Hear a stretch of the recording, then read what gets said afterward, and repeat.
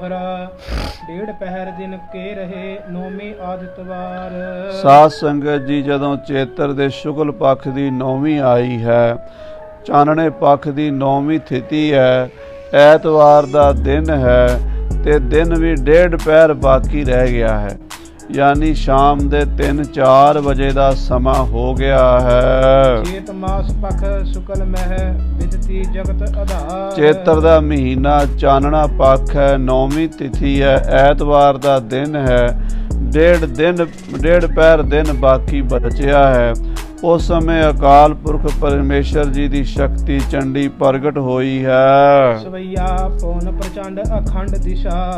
साध संगत जी, उस वेले बड़ी तेज हनेरी हवा चलन लगी है और सारिया दिशावां दे विच ये हवा जिहड़ी है बड़े शुकाटे पा रही है।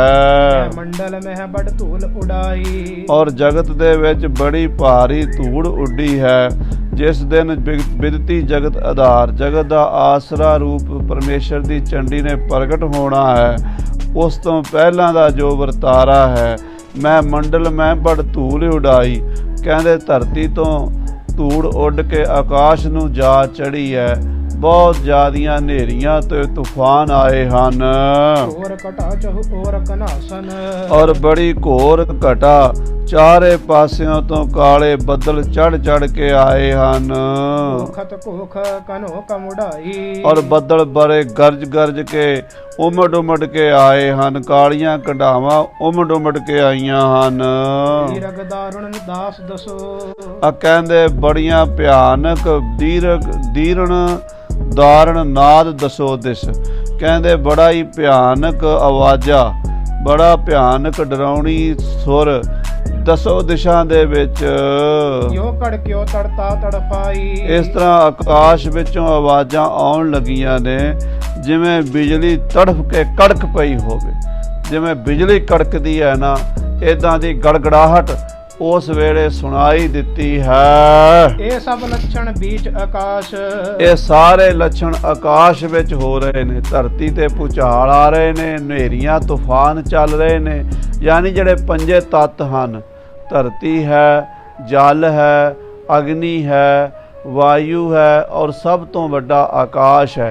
इन्हां पंजा तत्तां दे विच हलचल मच गई है, खलबली मच गई है। प्रकाश भय डर दे समुदाय, सारे पासे प्रकाश ही प्रकाश है।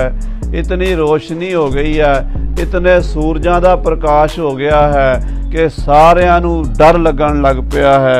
सारी सृष्टि 33 करोड़ देवी देवता भी भै विच चलै। लख दरियाओ जिहड़ी महाराज ने भै दी अवस्था वर्णन कीती है ना, भै विच सूरज, भै विच चंद, को करोड़ी चलत न अंत, भै विच सिद्ध बुद्ध सुर नाथ, भै विच अडाणे आकाश।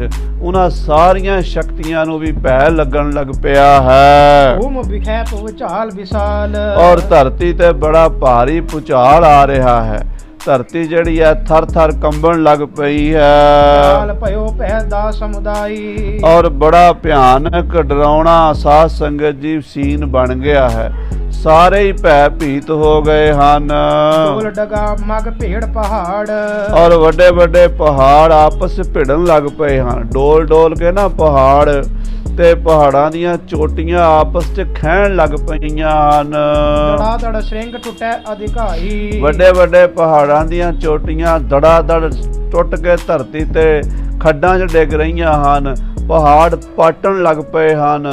इस तरह का उस वेले अनुभव हो रहा है। भै सारियां नूं डर लग रहा है। सिंध नदी उछलै छलकै और समुंदर उछाले मारन लग पिया है। नदियां दे विच तो बड़ा भारी तेज तूफान आ गया। नदियां उछल रहीआं हन। मच्छ कच्छ पर राक्षस यों डर पाई, कहंदे बड़े बड़े मगरमच्छ ते समुंदर दे बड़े बड़े कच्छू ते राक्ष भी सारे डर गए हन। कानन ते उखरे तर दीरघ और जंगलां विच बड़े बड़े दरखत जिहड़े ने जड़ां तो पट्टे गए ने।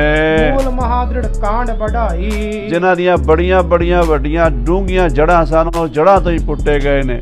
ਵੱਡੇ ਵੱਡੇ ਜਿਨ੍ਹਾਂ ਦੇ ਕਾਂਡ ਟਾਣੇ ਸਨ ਉਹ ਵੀ ਟੁੱਟ ਟੁੱਟ ਪੈਂਦੇ ਨੇ। ਜੋ ਨਭ ਭੂਮੈ ਸ਼ੋਰ ਪਰਿਓ, ਇਹਦਾ ਧਰਤੀ ਆਕਾਸ਼ ਵਿੱਚ ਸ਼ੋਰ ਪੈ ਗਿਆ ਹੈ। ਚੱਕਣ ਤਰਾਸ ਪ੍ਰਲੈ ਕਹੋ ਮਾਨਿਓ, ਚੌ ਚੱਕਣ ਤਰਾਸ ਪ੍ਰਲੈ ਕੋ ਮਾਨਿਓ। ਚੌਹਾਂ ਚੱਕਾਂ ਨੇ ਭੈ ਮੰਨਿਆ। ਉੱਤਰ ਦੱਖਣ ਪੂਰਬ ਪੱਛਮ ਸਾਰੇ ਪਾਸੇ ਸਾਧ ਸੰਗਤ ਜੀ ਇਹ ਪਰਲਾ ਦਾ ਅਨੁਮਾਨ ਕਰਨ ਲੱਗ ਪਏ ਨੇ ਵੀ ਹੁਣ ਪਰਲੋ ਆ ਗਈ, ਬਸ ਥੋੜੇ ਮਿੰਟਾਂ ਵਿੱਚ ਹੀ ਦੁਨੀਆ ਖਤਮ ਹੋ ਜਾਣੀ ਹੈ, ਸਾਰੇ ਪਾਸੇ ਤੈਸ਼ ਨੈਸ਼ ਹੋ ਜਾਣੀ ਹੈ।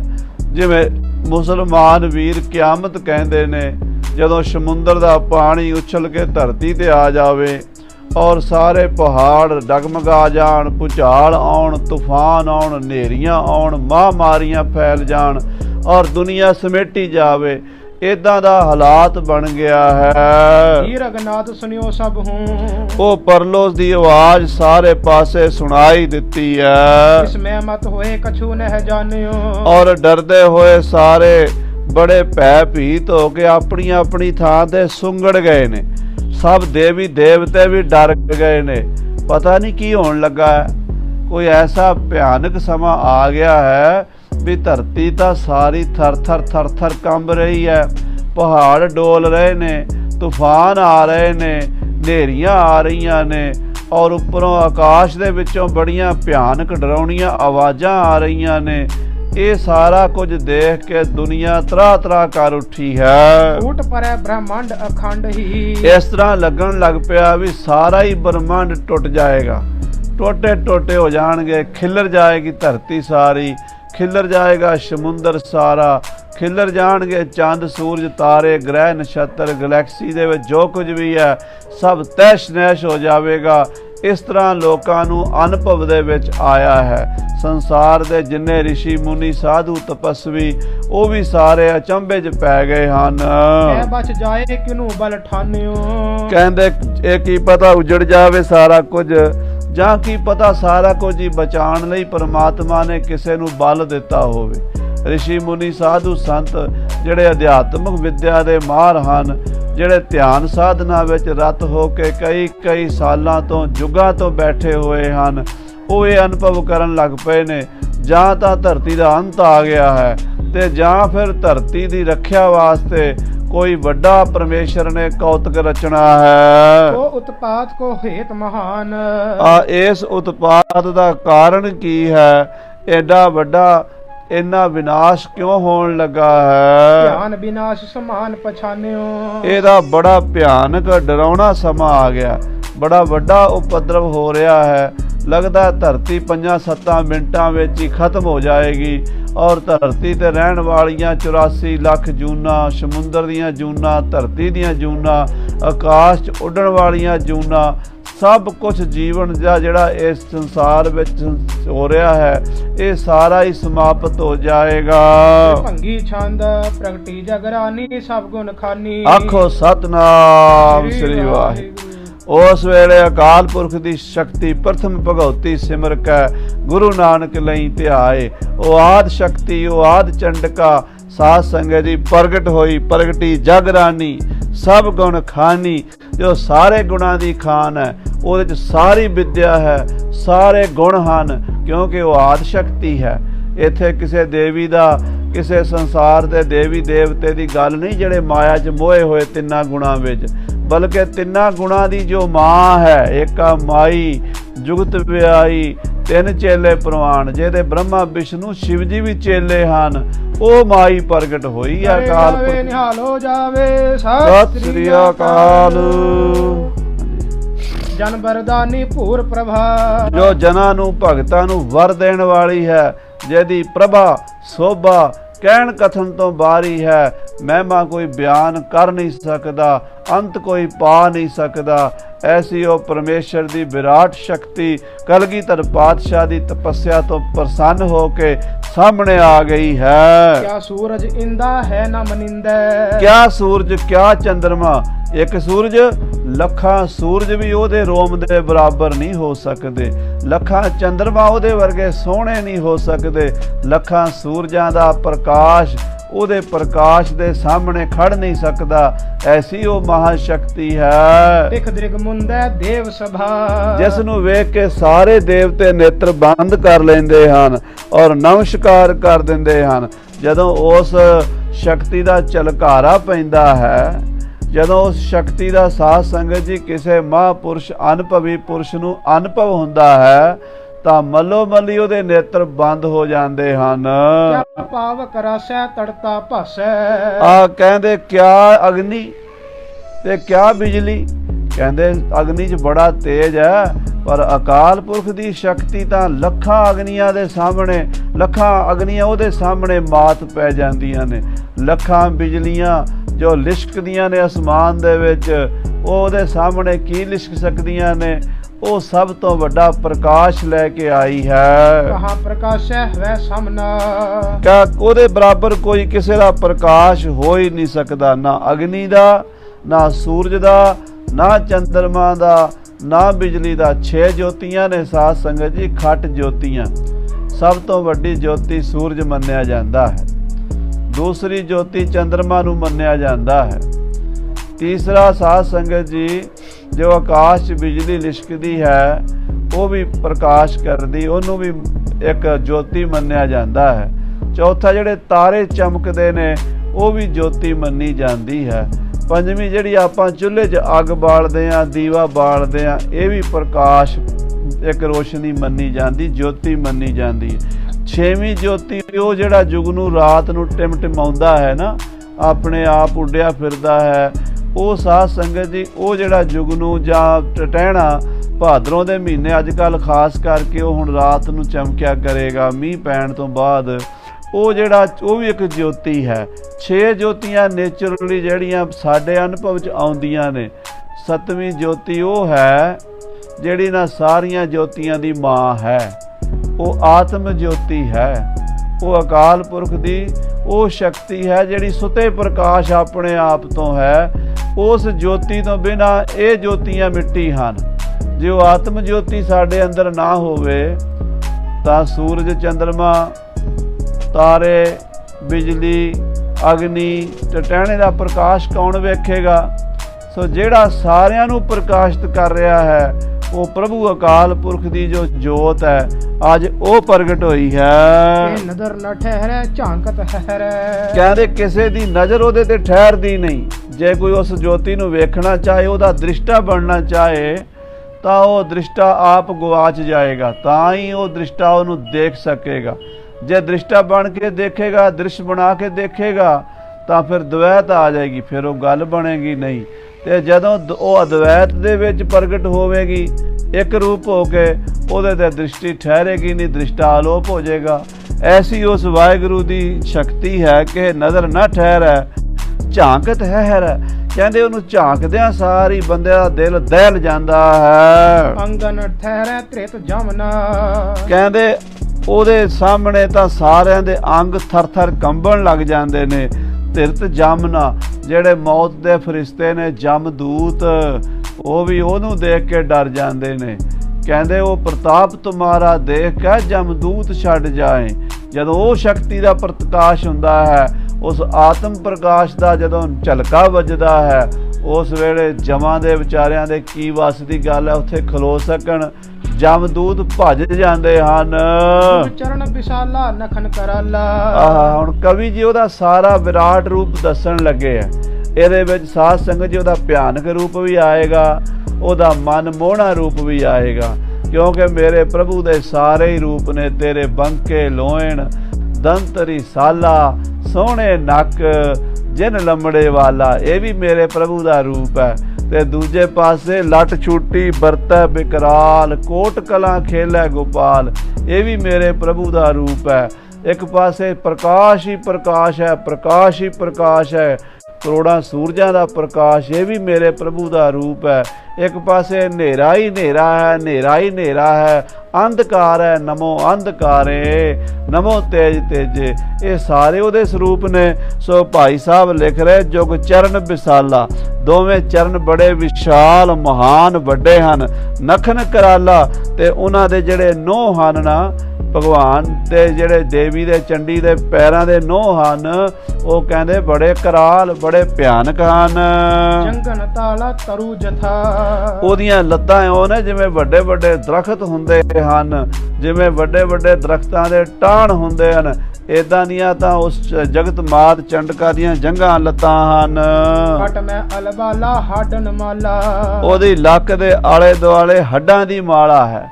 ਆ ਲੱਕ ਨੂੰ ਕਮਰ ਕਸਾ ਲਾਇਆ ਹੋਇਆ, ਉਹਦੇ ਵਿੱਚ ਹੱਡਾਂ ਦੀ ਮਾਲਾ, ਗਲ ਵਿੱਚ ਵੀ ਹੱਡੀਆਂ ਦੀ ਮਾਲਾ ਪਾਈ ਹੋਈ ਹੈ। ਕਿਉਂਕਿ ਜਿਹੜੀ ਚੰਡੀ ਹੈ ਸਾਧ ਸੰਗਤ ਜੀ, ਇਹ ਫੁੱਲਾਂ ਦੀ ਮਾਲਾ ਨਹੀਂ ਪਾਉਂਦੀ, ਇਹ ਪਾਉਂਦੀ ਹੈ ਹੱਡੀਆਂ ਦੀ ਮਾਲਾ। ਜਦੋਂ ਜੰਗ ਵਿੱਚ ਤੇਗਾਂ ਚੱਲਦੀਆਂ, ਤਲਵਾਰਾਂ ਚੱਲਦੀਆਂ ਨੇ, ਉਹ ਕੀ ਕਰਦੀਆਂ ਨੇ? ਹੱਡੀਆਂ ਨੂੰ ਵੱਢ ਵੱਢ ਸੁੱਟਦੀ ਹੈ ਚੰਡੀ। ਨਮੋ ਸ੍ਰੀ ਭਗਉਤੀ ਵਡੈਲੀ ਸਰੋਹੀ, ਮਹਾਰਾਜ 10ਵੇਂ ਪਾਤਸ਼ਾਹ ਭਗਉਤੀ ਸਤੋਤਰ 'ਚ ਲਿਖਦੇ, ਨਮੋ ਸ੍ਰੀ ਭਗਉਤੀ। ਭਗਉਤੀ ਨੂੰ ਨਮਸਕਾਰ ਹੈ। ਵਡੈਲੀ ਧਾਰ ਵਾਲੀ ਤਿੱਖੀ ਹੈ। ਸਰੋਹੀ ਸਰੋਹ ਦੇਸ਼ ਦੀ ਬਣੀ ਹੋਈ ਤਲਵਾਰ ਨੂੰ ਸਰੋਹੀ ਕਹਿੰਦੇ। ਸੈਫ ਸਰੋਹੀ ਸਹਿਤੀ ਜੈ ਹਮਾਰੇ ਪੀਰ। ਨਮੋ ਸ੍ਰੀ ਭਗਉਤੀ ਵਡੈਲੀ ਸਰੋਹੀ, ਇਹ ਤਲਵਾਰ ਹੀ ਦੇਵੀ ਹੈ, ਇਹ ਤਲਵਾਰ ਹੀ ਚੰਡੀ ਹੈ, ਇਹ ਤਲਵਾਰ ਹੀ ਕਾਲਕਾ ਹੈ, ਇਹ ਤਲਵਾਰ ਹੀ ਭਗਉਤੀ ਹੈ। ਨਮੋ ਸ੍ਰੀ ਭਗਉਤੀ ਵਡੈਲੀ ਸਰੋਹੀ, ਕਰੇ ਏਕ ਤੇ ਦੁਐ, ਇੱਕ ਤੋਂ ਦੋ ਟੋਟੇ ਕਰ ਦਿੰਦੀ ਹੈ। ਸੁਭੱਟ ਹਾਥ ਸੋਈ, ਸੋਭਾ ਕਿਹਦੇ ਹੱਥ 'ਚ ਪਾਉਂਦੀ? ਸੂਰਮੇ ਦੇ। ਕਿਸੇ ਦੁਨਿਆਵੀ ਬੰਦੇ ਦੇ, ਕਿਸੇ ਬਿਜ਼ਨਸਮੈਨ ਦੇ, ਕਿਸੇ ਸਾਧ ਸੰਗਤ ਜੀ ਵਿਦਵਾਨ ਪ੍ਰੋਫੈਸਰ ਦੇ ਇਹ ਹੱਥ 'ਚ ਨਹੀਂ ਸੋਭਦੀ। ਕਈ ਫੜੀ ਤਾਂ ਫਿਰਦੇ ਆ, ਮੇਰੇ ਵਰਗੇ ਕਿਰਪਾਨਾ ਕਥਾਵਾਚਕ ਵੀ, ਗਿਆਨੀ ਵੀ, ਜਿਵੇਂ ਹੱਥ ਡਾਂਗ ਫੜੀ ਹੁੰਦੀ ਹੈ, ਅਸੀਂ ਵੀ ਚੁੱਕੀ ਫਿਰਦੇ ਹਾਂ, ਪਰ ਸਾਡੇ ਹੱਥਾਂ 'ਚ ਫੜਨੀ ਵੀ ਨਹੀਂ ਆਉਂਦੀ, ਸੋਭਾ ਨਹੀਂ ਪਾਉਂਦੀ। ਸੋਭਾ ਤਾਂ ਸੂਰਮਿਆਂ ਦੇ ਹੱਥਾਂ 'ਚ ਪਾਉਂਦੀ ਹੈ। ਐਸਾ ਉਹਦਾ ਸਰੂਪ ਹੈ। ਕਰੇ ਏਕ ਤੇ ਦੁਐ, ਸੁਭੱਟ ਹਾਥ ਸੋਹੀ, ਕਹਿੰਦੇ ਹੱਡੀਆਂ ਦੀ ਮਾਲਾ ਧਾਰਨ ਕੀਤੀ ਹੋਈ ਹੈ। ਇਕ ਪੈ ਹਾਲਾ ਉਦਰ ਤਥਾ, ਕਹਿੰਦੇ ਉਹਨੂੰ ਵੇਖ ਕੇ, ਉਹਦਾ ਪੇਟ ਵੇਖ ਕੇ ਸਾਰੇ ਭੈ ਭੀਤ ਹੋ ਜਾਂਦੇ ਹਨ। ਮਿੱਟੀ ਪਰਬਾਲਾ ਲਟਕੇ ਜਾਲਾ, ਉਹਦੀ ਪਿੱਠ ਦੇ ਉੱਤੇ ਲੰਮੇ ਲੰਮੇ ਭਿਆਨਕ ਵਾਲ ਖਿਲਰੇ ਹੋਏ ਹਨ। ਪੀਰਗ ਕਾਲਾ ਰੰਗ ਸਜਾ, ਔਰ ਬੜਾ ਕਾਲਾ, ਤਵੇ ਵਰਗਾ ਕਾਲਾ ਭਿਆਨਕ ਰੰਗ ਹੈ। ਮੌਤ ਦਾ ਰੰਗ ਸਾਧ ਸੰਗਤ ਜੀ ਕਾਲਾ ਹੈ। ਇਸੇ ਕਰਕੇ ਜਦੋਂ ਕੋਈ ਸੋਗ ਦਾ ਸਮਾਂ ਹੁੰਦਾ, ਲੋਕ ਕਾਲੀਆਂ ਪੱਗਾਂ ਬੰਨ੍ਹ ਲੈਂਦੇ ਆ, ਕਾਲੇ ਕੱਪੜੇ ਪਾ ਲੈਂਦੇ ਆ। ਬਾਹਰਲੇ ਮੁਲਕਾਂ 'ਚ ਗੋਰੇ ਜਿਹੜੇ ਫਿਊਨਰਲ ਹੋਮ ਦੇ ਵਿੱਚ ਲੋਕਾਂ ਦਾ ਸੰਸਕਾਰ ਕਰਦੇ ਆ, ਉਹਨਾਂ ਦਾ ਵੀ ਤੁਸੀਂ ਦੇਖੋ ਕਾਲਾ ਡਰੈਸ ਹੁੰਦਾ ਹੈ, ਕਾਲੇ ਕੱਪੜੇ ਪਾਉਂਦੇ ਆ, ਕਿਉਂਕਿ ਕਾਲੀ ਮੌਤ ਦਾ ਰੂਪ ਹੈ। ਕਾਲਾ ਰੰਗ ਮੌਤ ਦਾ ਸੂਚਕ ਹੈ। ਹਾਂਜੀ। ਤਰ ਕੇ ਜਨ ਡਾਲਾ ਸੁੰਡ ਕੇ ਬਿਆਲਾ, ਕਹਿੰਦੇ ਇਸ ਤਰ੍ਹਾਂ ਜਿਵੇਂ ਦਰਖਤ ਦੀਆਂ ਟਾਹਣ, ਵੱਡੇ ਵੱਡੇ ਟਾਹਣ ਹੁੰਦੇ ਨੇ, ਜਾਂ ਕਹਿੰਦੇ ਕਿਸੇ ਹਾਥੀ ਦੀ ਸੁੰਡ ਹੁੰਦੀ ਹੈ, ਕੈ ਵੱਡ ਬਿਆਲਾ ਅਸ਼ਟ ਭੁਜਾ, ਜਾਂ ਫਿਰ ਬਿਆਲਾ ਨਾਮ ਸੱਪ ਦਾ ਹੈ।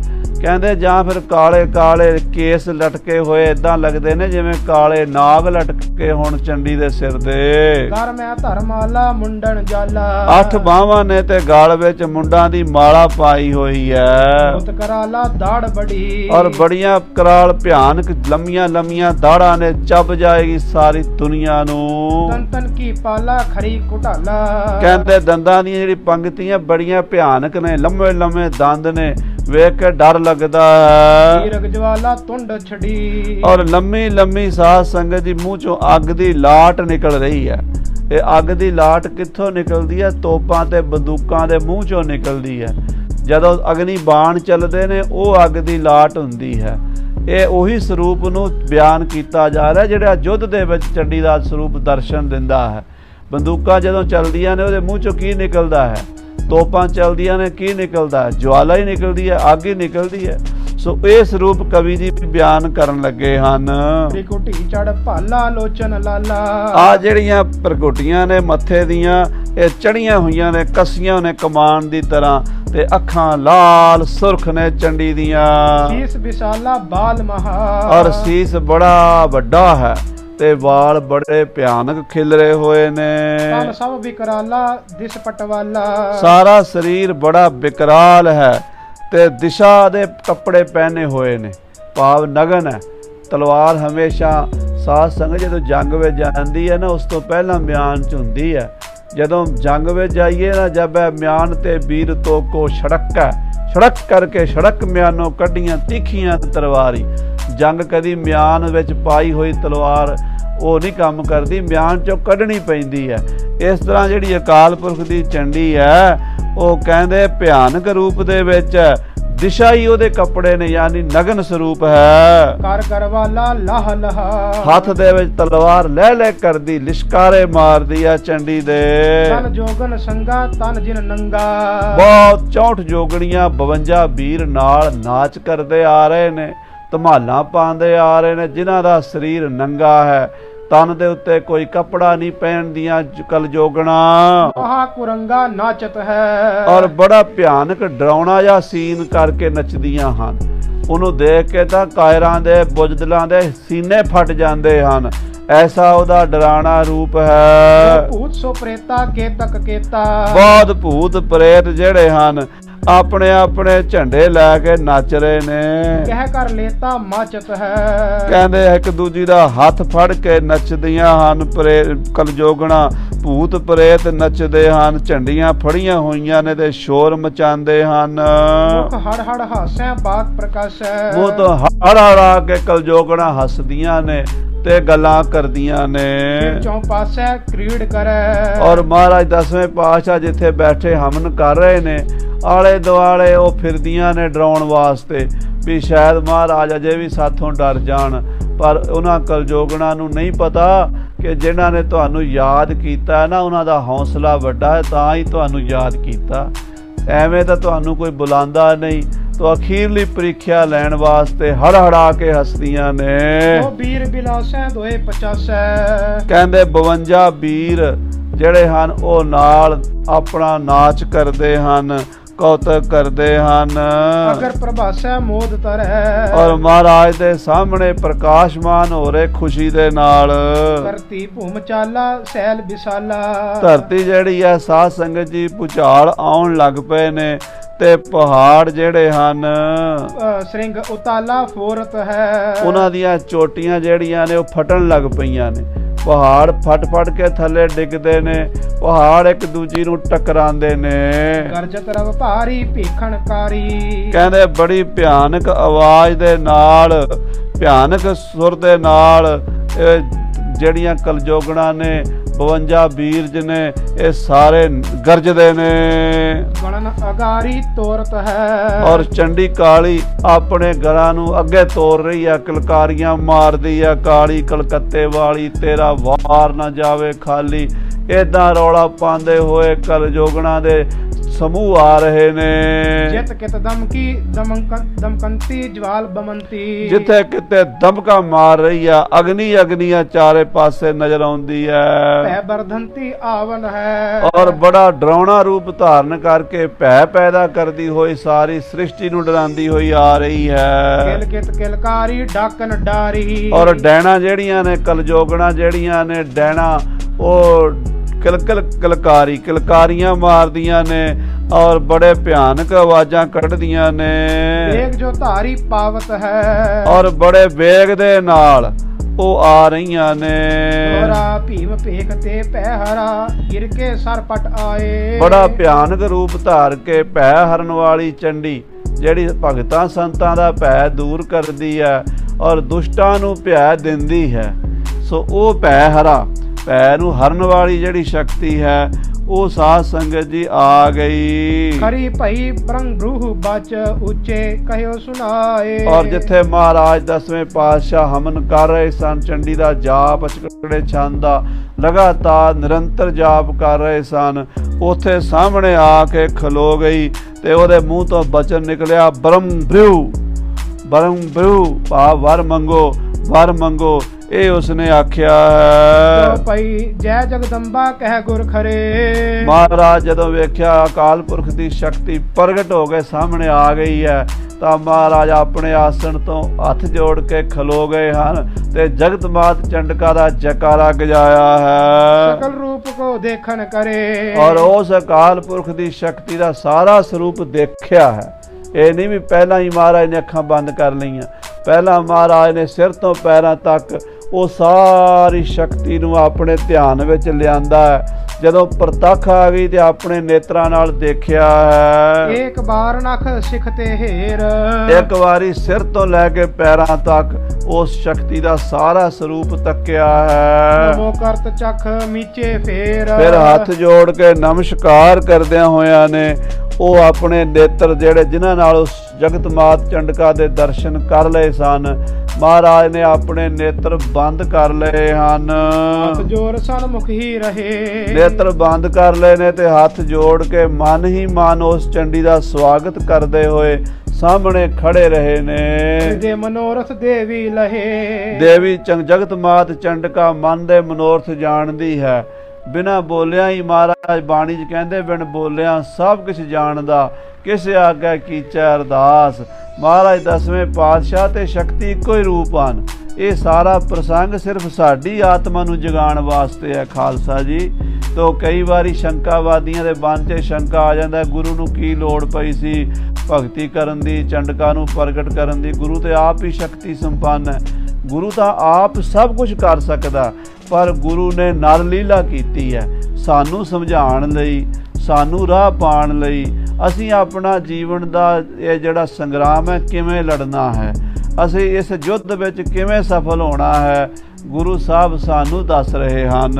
ਪਲਟਿਓ ਚਤੁਰਭੁਜੀ ਪੁਨ ਰੂਪ, ਫਿਰ ਚਤੁਰਭੁਜੀ ਨੇ ਆਪਣਾ ਰੂਪ ਜਿਹੜਾ ਸੀ ਉਹ ਪ੍ਰਗਟ ਕਰ ਲਿਆ। ਹੁਣ ਕੰਚਨ ਬਰਣੀ ਭਈ ਅਨੂਪ, ਮਹਾਰਾਜ ਨੇਤਰ ਬੰਦ ਕਰਕੇ ਖੜੇ ਨੇ ਤੇ ਉਹ ਜਿਹੜਾ ਭਿਆਨਕ ਰੂਪ ਧਾਰ ਕੇ ਆਈ ਸੀ, ਕਾਲਾ ਰੂਪ, ਬੜੇ ਬੜੇ ਭਿਆਨਕ ਨੇਤਰ, ਡਰਾਉਣੇ ਲਾਲ ਲਾਲ ਤੇ ਵਾਲ ਖਿਲਰੇ ਹੋਏ, ਲੱਟ ਛੂਟੀ ਵਰਤੈ ਬਿਕਰਾਲ, ਕੋਟ ਕਲਾਂ ਖੇਲੈ ਗੋਪਾਲ।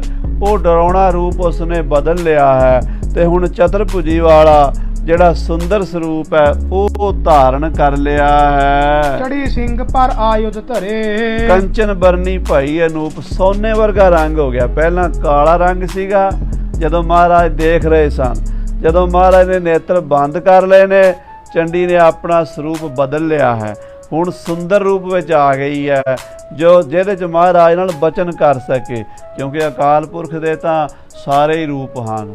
ਸਾਧ ਸੰਗਤ ਜੀ, ਜਿਹੋ ਜੀ ਕਲਾ ਵਰਤਾਣੀ ਹੁੰਦੀ ਉਹੋ ਜਿਹਾ ਰੂਪ ਧਾਰਨ ਕਰ ਲੈਂਦਾ ਹੈ। ਜਦੋਂ ਭਿਆਨਕ ਰੂਪ ਧਾਰਨ ਕਰਨਾ ਹੈ ਉਹ ਮਹਾਰਾਜ ਨੇ ਲਿਖ ਦਿੱਤਾ ਕਿਤਨਾ ਭਿਆਨਕ ਹੈ, ਤੇ ਜਦੋਂ ਬਚਨ ਬਿਲਾਸ ਕਰਨੇ ਨੇ ਬੜਾ ਮਨਮੋਹਕ ਰੂਪ ਹੈ। ਤਾਂ ਹੁਣ ਸੋਨੇ ਵਰਗਾ ਰੂਪ ਹੋ ਗਿਆ, ਉਪਮਾ ਨਹੀਂ ਕਹਿ ਸਕਦੀ। ਸ਼ੇਰ ਤੇ ਸਵਾਰ ਸਾਰੇ ਹੱਥਾਂ 'ਚ ਸ਼ਸਤਰ ਧਾਰਨ ਕੀਤੇ ਹੋਏ ਨੇ। ਚਾਰ ਚੰਦਰ ਭਾਲਾ ਛਬ ਭਰੇ, ਕਹਿੰਦੇ ਮੱਥਾ ਜਿਹੜਾ ਹੈ ਛਬੀ ਨਾਲ ਭਰਿਆ ਹੋਇਆ ਹੈ, ਚੰਦਰਮਾ ਵਰਗਾ ਮੁਖੜਾ ਹੈ ਚੰਡੀ ਦਾ। ਹੁਣ ਹਰ ਸੋ ਮੁਖ ਹੈ, ਹਰਤੀ ਦੁਖ ਹੈ, ਅਲਕੈ ਹਰ ਹਾਰ ਪ੍ਰਭਾ ਹਰ ਨੀ ਹੈ। ਮਹਾਰਾਜ ਨੇ ਚੰਡੀ ਚਰਿੱਤਰ ਦੇ ਰੂਪ ਲਿਖਿਆ ਹੀ ਹੈ ਨਾ, ਕਹਿੰਦੇ ਹਰ ਸੋ ਮੁਖ ਹੈ, ਚੰਦਰਮਾ ਵਰਗਾ ਮੁਖੜਾ ਹੈ, ਕਹਿੰਦੇ ਹਰ ਸੋ ਮੁਖ ਹੈ, ਹਰਤੀ ਦੁਖ ਹੈ, ਦੁੱਖਾਂ ਨੂੰ ਹਰਨ ਵਾਲੀ ਹੈ, ਅਲਕੈ ਹਰ ਹਾਰ ਪ੍ਰਭਾ ਹਰਨੀ ਹੈ। ਜਿਹੜੇ ਉਹਦੀਆਂ ਸੋਹਣੀਆਂ ਜ਼ੁਲਫਾਂ ਨੇ ਉਹ ਤੇ ਸ਼ਿਵ ਜੀ ਦੇ ਕਾਲੇ ਨਾਗਾਂ ਦੀ ਪ੍ਰਭਾ ਨੂੰ ਵੀ ਪਿੱਛੇ ਸੁੱਟਦੀਆਂ ਨੇ। ਐਸਾ ਸੁੰਦਰ ਸਰੂਪ ਹੈ। ਮੰਗ ਪੁੱਤਰ ਦੇਵੋ ਅਬ ਤੋਹੀ, ਹੁਣ ਉਹ ਮਾਤਾ ਦੇ ਰੂਪ 'ਚ ਆਈ ਹੈ ਤੇ ਮਹਾਰਾਜ ਨੇ ਲਿਖਿਆ ਨਾ, ਕਿਰਪਾ ਕਰੀ ਹਮ ਪਰ ਜਗ ਮਾਤਾ, ਗ੍ਰੰਥ ਕਰਾ ਪੂਰਨ ਸੁਭਰਾਤਾ। ਉਹ ਮਾਤਾ ਅਕਾਲ ਪੁਰਖ ਦੀ ਸ਼ਕਤੀ, ਜਿਹਦੇ ਬਾਰੇ ਸਾਧ ਸੰਗਤ ਜੀ ਸਰਬਲੋ ਪ੍ਰਕਾਸ਼ ਵਿੱਚ ਮਹਾਰਾਜ ਕਹਿੰਦੇ ਕਿ ਮਾਤ ਭਗਵਤੀ ਪਿਤਾ ਕਾਲ ਪੁਰਖ, ਗੋਦ ਲਿਓ ਲੈ ਖਾਸ ਪਲੀ, 40 ਨਾਰੇ ਬੀਜ ਖਾਲਸੈ, ਮੁਕਤੇ ਪਾਵਨ ਸਿੰਘ ਬਲੀ। ਮਾਤ ਭਗਵਤੀ ਪਿਤਾ ਕਾਲ ਪੁਰਖ, ਗੋਦ ਦਿਓ ਲੈ ਖਾਸ ਪਲੀ। ਉਹ ਜਿਹੜੀ ਖਾਸ ਗੋਦ ਹੈ ਨਾ ਮਾਤਾ ਭਗਵਤੀ ਦੀ ਹੈ, ਚੰਡੀ ਦੀ ਹੈ, ਜਿਹੜੀ ਖਾਲਸੇ ਦੇ ਗਾਤਰੇ 'ਚ ਸ਼ੋਭਾ ਪਾ ਰਹੀ ਹੈ। ਤਖਤਾਂ ਉੱਤੇ ਪ੍ਰਕਾਸ਼ ਹੈ, ਨਿਸ਼ਾਨ ਸਾਹਿਬ ਤੇ ਖੰਡੇ ਦੇ ਰੂਪ 'ਚ ਝੂਲਦੀ ਹੈ। ਇਹ ਸ਼ਕਤੀ ਨੂੰ ਕੌਣ ਗੁਰੂ ਘਰ ਤੋਂ ਕੱਢ ਸਕਦਾ ਹੈ? ਹਰ ਗੁਰਦੁਆਰੇ 'ਚ ਸ੍ਰੀ ਗੁਰੂ ਗ੍ਰੰਥ ਸਾਹਿਬ ਦਾ ਪ੍ਰਕਾਸ਼ ਹੁੰਦਾ, ਭਾਵੇਂ ਇੱਕ ਹੀ ਸ਼ਸਤਰ ਹੋਵੇ ਅੱਗੇ ਜ਼ਰੂਰ ਪ੍ਰਕਾਸ਼ ਹੁੰਦਾ।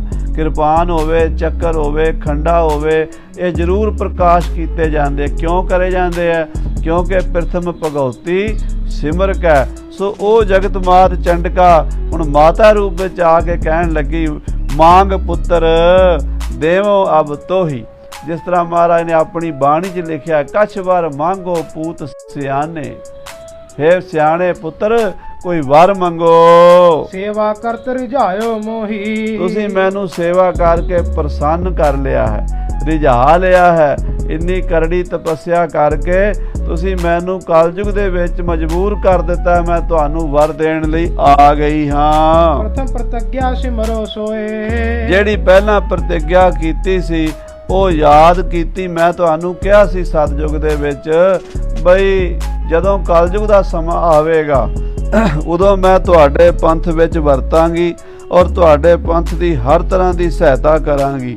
ਜਦੋਂ ਸਾਧ ਸੰਗਤ ਜੀ ਬੇਲ ਸੁਬੇਲ ਨਾਮ ਦੇ ਬੜੇ ਦੁਸ਼ਟ ਰਾਖਸ਼ ਪੈਦਾ ਹੋ ਗਏ ਸਨ, ਉਹਨਾਂ ਨੇ ਸਾਰੀ ਧਰਤੀ ਤੇ ਦੇਵਤਿਆਂ ਦਾ ਜੀਣਾ ਹਰਾਮ ਕਰ ਦਿੱਤਾ। ਸੰਤਾਂ ਭਗਤਾਂ ਨੂੰ ਮਾਰਦੇ ਸਨ, ਮੰਦਰਾਂ ਗੁਰਦੁਆਰਿਆਂ ਨੂੰ ਤਾਲੇ ਲਾ ਦਿੱਤੇ, ਪੂਜਾ ਪਾਠ ਯੱਗ ਹਵਨ ਸਭ ਬੰਦ ਕਰਵਾ ਦਿੱਤੇ। ਦੇਵਤੇ ਭੱਜ ਕੇ ਪਹਾੜਾਂ ਸਮੁੰਦਰਾਂ ਦਰਿਆਵਾਂ ਦੇ ਕੰਢਿਆਂ ਤੇ ਖੱਡਾਂ ਜੰਗਲਾਂ 'ਚ ਜਾ ਕੇ ਲੁਕ ਗਏ। ਫਿਰ ਚੰਡੀ ਨੂੰ ਯਾਦ ਕੀਤਾ, ਚੰਡੀ ਨੇ ਉਹਨਾਂ ਨਾਲ ਯੁੱਧ ਕੀਤਾ। ਯੁੱਧ ਕਰਦੇ ਕਰਦੇ ਉਹਨਾਂ ਨੂੰ ਜਦੋਂ ਮਾਰਿਆ ਤੇ ਉਹਨਾਂ ਰਾਖਸ਼ਾਂ ਦੇ ਸਰੀਰ ਦੇ ਜਿੰਨੇ ਖੂਨ ਦੇ ਤੁਪਕੇ ਥੱਲੇ ਡਿੱਗੇ ਉਨੇ ਹੀ ਹੋਰ ਪੈਦਾ ਹੋ ਗਏ।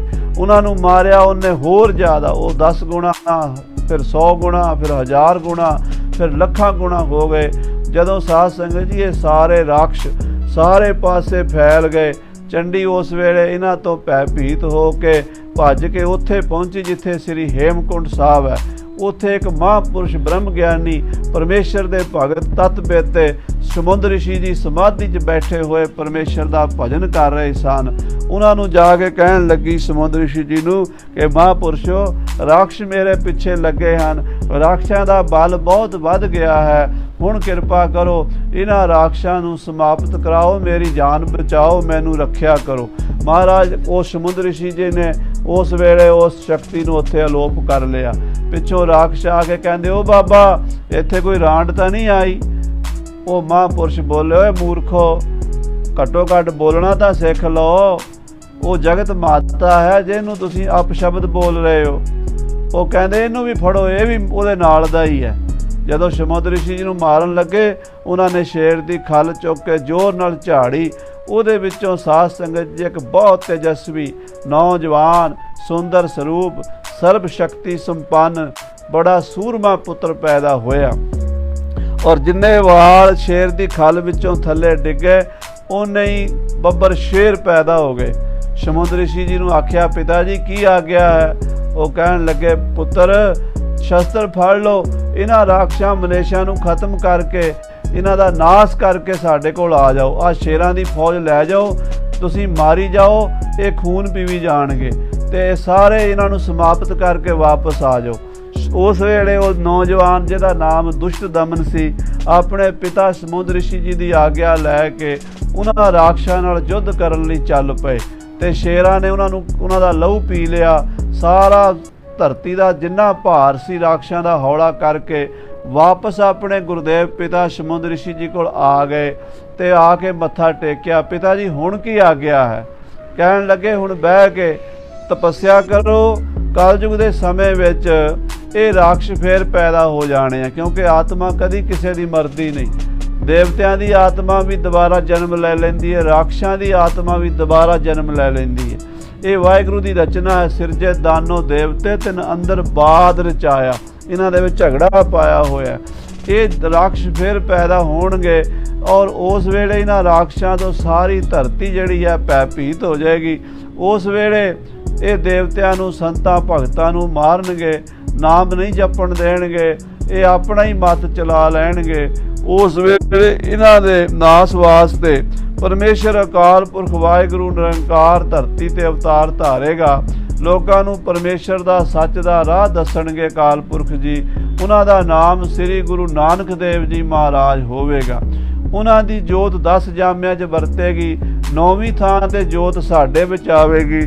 ਸਾਡਾ ਨਾਮ ਉਦੋਂ ਗੁਰੂ ਤੇਗ ਬਹਾਦਰ ਸਾਹਿਬ ਜੀ ਹੋਵੇਗਾ ਔਰ ਤੁਹਾਡਾ ਸਾਡੇ ਘਰ ਜਨਮ ਹੋਵੇਗਾ ਜਿਵੇਂ ਹੁਣ ਹੋਇਆ ਹੈ। ਉਸ ਵੇਲੇ ਤੁਹਾਡਾ ਨਾਂ ਸ੍ਰੀ ਗੁਰੂ ਗੋਬਿੰਦ ਸਿੰਘ ਸਾਹਿਬ ਹੋਵੇਗਾ। ਇਹਨਾਂ ਮਲੇਸ਼ਾਂ ਨੂੰ ਮਾਰਨ ਲਈ ਆ ਜਿੰਨੇ ਬੱਬਰ ਸ਼ੇਰ ਹਨ ਤੁਹਾਡੇ ਨਾਲ ਬਹਿ ਕੇ ਹੁਣ ਤਪ ਕਰਨਗੇ। ਉਸ ਵੇਲੇ ਸਿੰਘ ਨਾਮ ਖਾਲਸਾ ਖਲ ਤੋਂ ਪੈਦਾ ਹੋਇਆ।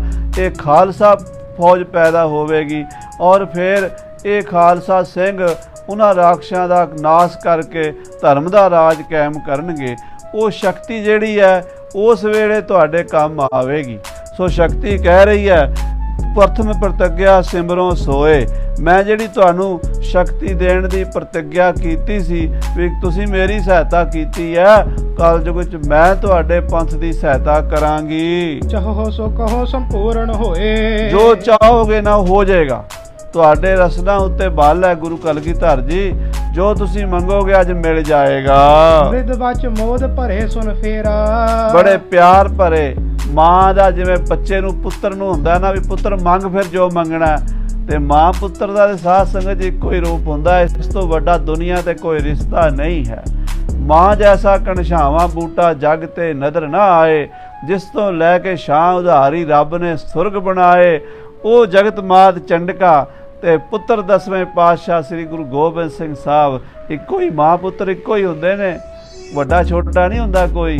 ਮਾਂ ਪੁੱਤਰ ਤੋਂ ਬਿਨਾ ਮਾਂ ਵੀ ਨਹੀਂ ਬਣ ਸਕਦੀ ਤੇ ਮਾਂ ਬਿਨਾ ਪੁੱਤਰ ਜਨਮ ਨਹੀਂ ਲੈ ਸਕਦਾ। ਇਸ ਕਰਕੇ ਸਾਧ ਸੰਗਤ ਜੀ ਭੇਦ ਵਿੱਚ ਨਹੀਂ ਪੈਣਾ। ਅਭੇਦ ਗਿਆਨ ਹੈ, ਇਹ ਅੰਦਰਲੀ ਗੱਲ ਹੈ, ਬਾਹਰਲਾ ਨਾ ਦੇਖਣਾ। ਬਾਹਰੋਂ ਤਾਂ ਸਮਝ ਨਹੀਂ ਆਉਣੀ ਕਿਸੇ ਨੂੰ। ਜਿੰਨੇ ਬਾਹਰ ਮੁਖੀ ਨੇ ਉਹਨਾਂ ਨੂੰ ਇਹ ਪ੍ਰਸੰਗ ਨਹੀਂ ਸਮਝ ਆਉਣਾ। ਜਿਨ੍ਹਾਂ ਦੀ ਬਿਰਤੀ ਅੰਤਰਮੁਖੀ ਹੋਵੇਗੀ, ਕਲਗੀਧਰ ਪਾਤਸ਼ਾਹ ਕਿਰਪਾ ਕਰਨਗੇ ਤਾਂ ਇਹਦਾ ਪ੍ਰਸੰਗ ਸਮਝ ਆਵੇਗਾ।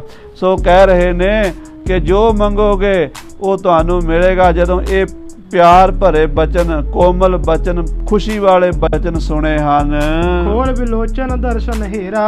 ਉਸ ਵੇਲੇ ਕਲਗੀਧਰ ਪਾਤਸ਼ਾਹ ਫਿਰ ਨੇਤਰ ਖੋਲ ਲਏ ਹਨ ਤੇ ਆਪ ਸਾਹਮਣੇ ਜਗਤ ਮਾਤ ਚੰਡਕਾ ਦੇ ਫਿਰ ਹੁਣ ਸੁੰਦਰ ਸਰੂਪ ਦੇ ਦਰਸ਼ਨ ਕਰ ਰਹੇ। ਪਹਿਲਾਂ ਭਿਆਨਕ ਸਰੂਪ ਦੇ ਦਰਸ਼ਨ ਕੀਤੇ ਹੈ, ਹੁਣ ਜਦੋਂ ਦੁਬਾਰਾ ਨੇਤਰ ਖੋਲੇ ਹੈ ਤੇ ਬੜਾ ਗੋਰੇ ਰੰਗ ਵਾਲਾ ਸੋਨੇ ਵਰਗਾ ਸਰੀਰ ਤੇ ਬੜੇ ਸੁੰਦਰ ਸ਼ਸਤਰ ਤੇ ਬਸਤਰਾਂ ਨਾਲ ਸੁਭਾਏਮਾਨ ਸ਼ਕਤੀ ਸਾਹਮਣੇ ਆਈ ਹੈ। ਦੇਹੋ ਬਾਰ ਮਾਤਾ ਪੰਥ ਉਪਾਵੋ। ਤੇ ਉਸ ਵੇਲੇ ਵਰ ਕੀ ਮੰਗਿਆ ਮਾਤਾ? ਪੰਥ ਚੱਲੇ ਤਬ ਜਗਤ ਮੈਂ ਜਬ ਤੁਮ ਕਰੋ ਸਹਾਏ। ਮੈਨੂੰ ਵਰ ਦਿਓ ਮੈਂ ਪੰਥ ਪੈਦਾ ਕਰਾਂ। ਜੋ ਅਕਾਲ ਪੁਰਖ ਨੇ ਮੇਰੀ ਡਿਊਟੀ ਲਾਈ ਹੈ ਪਿਤਾ ਜੀ ਨੇ ਵੀ ਪੰਥ ਖਾਲਸੇ ਦੀ ਸਿਰਜਣਾ ਕਰਨੀ ਹੈ, ਸੋ ਉਹਦੇ ਲਈ ਸ਼ਕਤੀ ਚਾਹੀਦੀ ਹੈ। ਵਰ ਦਿਓ ਮੈਂ ਖਾਲਸਾ ਪੰਥ ਪ੍ਰਗਟ ਕਰਾਂ। ਤੁਰਕ ਰਾਜ ਕੋ ਤੇਜ ਖਪਾਵੋ। ਤੁਰਕ ਰਾਜ ਦਾ ਤਪ ਤੇਜ ਖਤਮ ਕਰ ਦਿਆਂ, ਤੁਰਕਾਂ ਦਾ ਨਾਮੋ ਨਿਸ਼ਾਨ ਮਿਟਾ ਦਿਆਂ। ਹਿੰਦ ਧਰਮ ਨਿਤ ਹੋਏ ਬਿਨਾਸ਼ੇ। ਕਿਉਂਕਿ ਰੋਜ਼ ਹੀ ਸਨਾਤਨ ਧਰਮ ਨੂੰ ਖਤਮ ਕਰਨ ਦੇ ਲਈ ਔਰੰਗਜ਼ੇਬ ਨਵੀਆਂ ਸਾਜ਼ਿਸ਼ਾਂ ਰਚਦਾ ਰਹਿੰਦਾ ਹੈ। ਇਹ ਜਿਹੜਾ ਰਿਸ਼ੀਆਂ ਮੁਨੀਆਂ ਦਾ, ਸਾਧੂਆਂ ਸੰਤਾਂ ਦਾ ਧਰਮ ਸੀ। ਸਾਧ ਸੰਗਤ ਜੀ, ਆਹ ਧਰਮ ਨਹੀਂ ਜਿਹੜਾ ਅੱਜ ਕੱਲ੍ਹ ਲੋਕੀ ਚੁੱਕੀ ਫਿਰਦੇ ਨੇ ਜੀ। ਹਿੰਦੂ ਧਰਮ ਹੈ ਜੀ, ਇਹ ਮੁਸਲਮਾਨ ਧਰਮ ਹੈ ਜੀ, ਇਹ ਈਸਾਈ ਧਰਮ ਹੈ ਜੀ, ਇਹ ਜੈਨ ਧਰਮ ਹੈ। ਇਹ ਤਾਂ ਸਾਧ ਸੰਗਤ ਜੀ ਧਰਮ ਦੀਆਂ ਜਮਾਤਾਂ ਬਣ ਗਈਆਂ ਨੇ।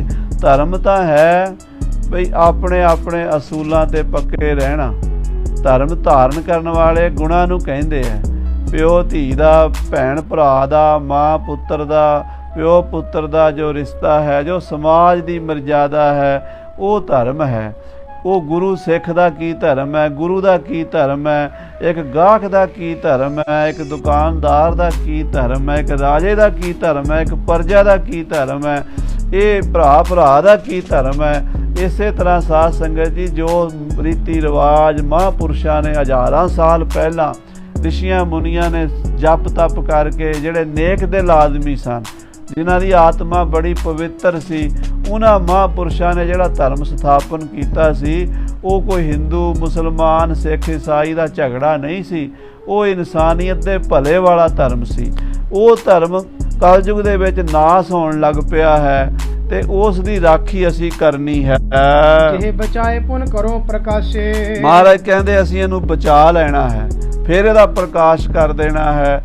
ਉਹ ਜਿਹੜਾ ਛਾਏ ਜਾਤੀ ਏਕਤਾ ਅਨੇਕਤਾ ਬਿਲਾਏ ਜਾਤੀ ਹੋਵਤੀ ਕੁਚੀਲਤਾ ਕਤੇਬਨ ਕੁਰਾਨ ਕੀ पाप ही परपक जाते धर्म तसक जाते वर्ण गरक जाते साहित्य विधान की देवी देव देव रे संतोख सिंह दूर होते, रीत मिट जाती कथा भेदन पुराण की, श्री गुरु गोबिंद सिंह पावन परम सूर मूर्त ना होती जो पै करुणा निधान की। ਉਹ ਜਿਹੜੀ ਮਹਾਰਾਜ ਸੱਚੇ ਪਾਤਸ਼ਾਹ ਕਲਾ ਵਰਤਾਣੀ ਚਾਹੁੰਦੇ ਨੇ ਉਹਦੇ ਲਈ ਵਰ ਮੰਗ ਰਹੇ ਨੇ। ਤੁਮ ਕਰਤੇ ਅਸ ਆਯੁਧ ਪਾਵੋ, हे ਜਗਤ ਮਾਤ ਚੰਡਕਾ, हे ਅਕਾਲ ਪੁਰਖ ਪਰਮੇਸ਼ਰ, ਤੇਰੇ ਹੱਥ ਤੋਂ ਮੈਂ ਉਹ ਖੰਡਾ ਲੈਣਾ ਚਾਹੁੰਦਾ ਹਾਂ ਜਿਹਦੇ ਨਾਲ ਮੈਂ ਖਾਲਸੇ ਪੰਥ ਦੀ ਸਿਰਜਣਾ ਕਰਾਂਗਾ। ਜਿਹ ਪਖਾਰ ਨਿਜ ਪੰਥ ਪਿਲਾਵੋ, ਐਸਾ ਮੈਨੂੰ 2 ਧਾਰਾ ਸ਼ਸਤਰ ਦੇ ਦੇ ਜਿਹਨੂੰ ਮੈਂ ਧੁਆ ਕੇ ਪਾਣੀ ਵਿੱਚ ਫੇਰ ਕੇ ਸਰਬਲੋ ਦੇ ਬਾਟੇ ਵਿੱਚ ਪਾ ਕੇ ਆਪਣੇ ਪੰਥ ਨੂੰ ਪਿਆ ਦਿਆਂਗਾ ਤੇ ਮੇਰਾ ਪੰਥ ਸੂਰਮਾ ਬਹਾਦਰ ਯੋਧਿਆਂ ਦਾ ਪੰਥ ਬਣ ਜਾਵੇਗਾ। ਜਿਸ ਤੇ ਧਾਰ ਹੈ ਤੇਜ ਕਰਾਲਾ, ਉਹ ਖੰਡੇ ਦੀ ਪੌਲ ਛਕਾਵਾਂਗਾ ਜਿਸ ਨੂੰ ਛਕ ਕੇ ਮੇਰਾ ਖਾਲਸਾ ਬੜਾ ਤਪ ਤੇਜ ਵਾਲਾ ਹੋ ਜਾਵੇਗਾ, ਭਿਆਨਕ ਸਰੂਪ ਹੋ ਜਾਏਗਾ ਖਾਲਸੇ ਦਾ ਵੈਰੀ ਦੇ ਲਈ। ਸ਼ਤਰੂ ਦੇ ਲਈ ਤਾਂ ਖਾਲਸਾ ਸਾਧ ਸੰਗਤ ਜੀ ਬੜਾ ਡਰਾਉਣਾ ਹੈ।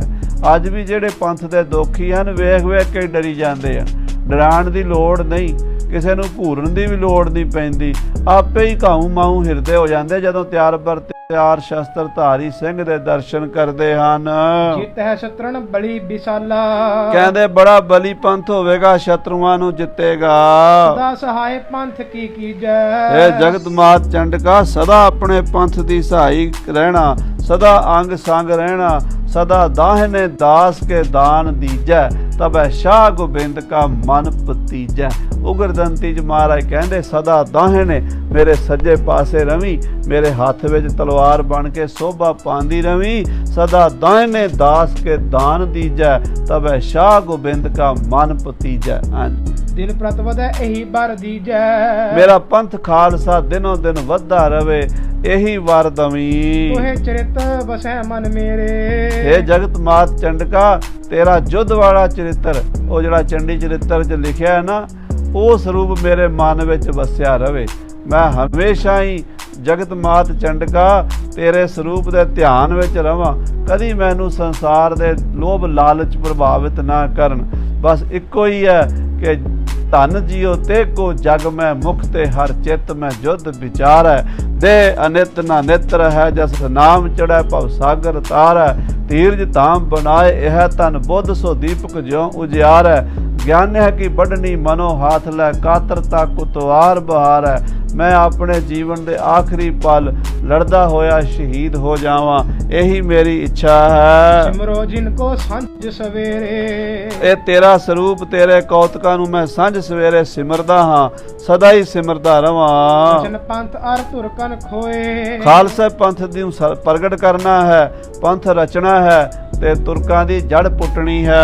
ਚਲੋ ਕਿਰਪਾ ਵਰ ਦੀਜੋ ਦੋਏ, ਇਹ ਵਰ ਦੇ ਮੈਨੂੰ ਕਿ ਧਰਮ ਦਾ ਰਾਜ ਹੋਵੇ ਤੇ ਤੁਰਕ ਮਲੇਸ਼ ਜਿਹੜੇ ਪਾਪੀ ਦੁਸ਼ਟ ਜਮਨ ਹਨ ਉਹਨਾਂ ਦਾ ਨਾਸ ਹੋਵੇ। ਤਿਮ ਸੁਨ ਹਸੀ ਬਾਤ ਸੁਭ ਕੀਨੋ, ਇਹ ਸੁਣ ਕੇ ਜਗਤ ਮਾਤ ਚੰਡਕਾ ਹੜਹੜਾ ਕੇ ਹੱਸੀ ਤੇ ਸੁਭ ਬਚਨ ਆਪਣੇ ਮੁਖ ਤੋਂ ਇਉਂ ਕੀਤੇ। ਪੰਥ ਸਕੇਸ ਪੁੱਤਰ ਮੈਂ ਦੀਨੋ, हे ਪੁੱਤਰ ਜਾ ਮੈਂ ਤੈਨੂੰ ਕੇਸਾ ਧਾਰੀ ਪੰਥ ਬਖਸ਼ਿਆ ਹੈ। ਸਕੇਸ ਸਾਰੇ ਕੇਸਾਂ ਸਹਿਤ ਰਹੇਗਾ, ਜਿਤਨੇ ਵੀ ਸਰੀਰ ਦੇ ਉੱਤੇ ਕੇਸ ਹਨ ਉਹ ਧਾਰਨ ਕਰੇਗਾ ਔਰ ਸੀਸ ਤੇ ਦੁਮਾਲਾ ਸਜਾਏਗਾ, ਤੇਰਾ ਕੇਸਾ ਧਾਰੀ ਪੰਥ ਹੋਵੇਗਾ।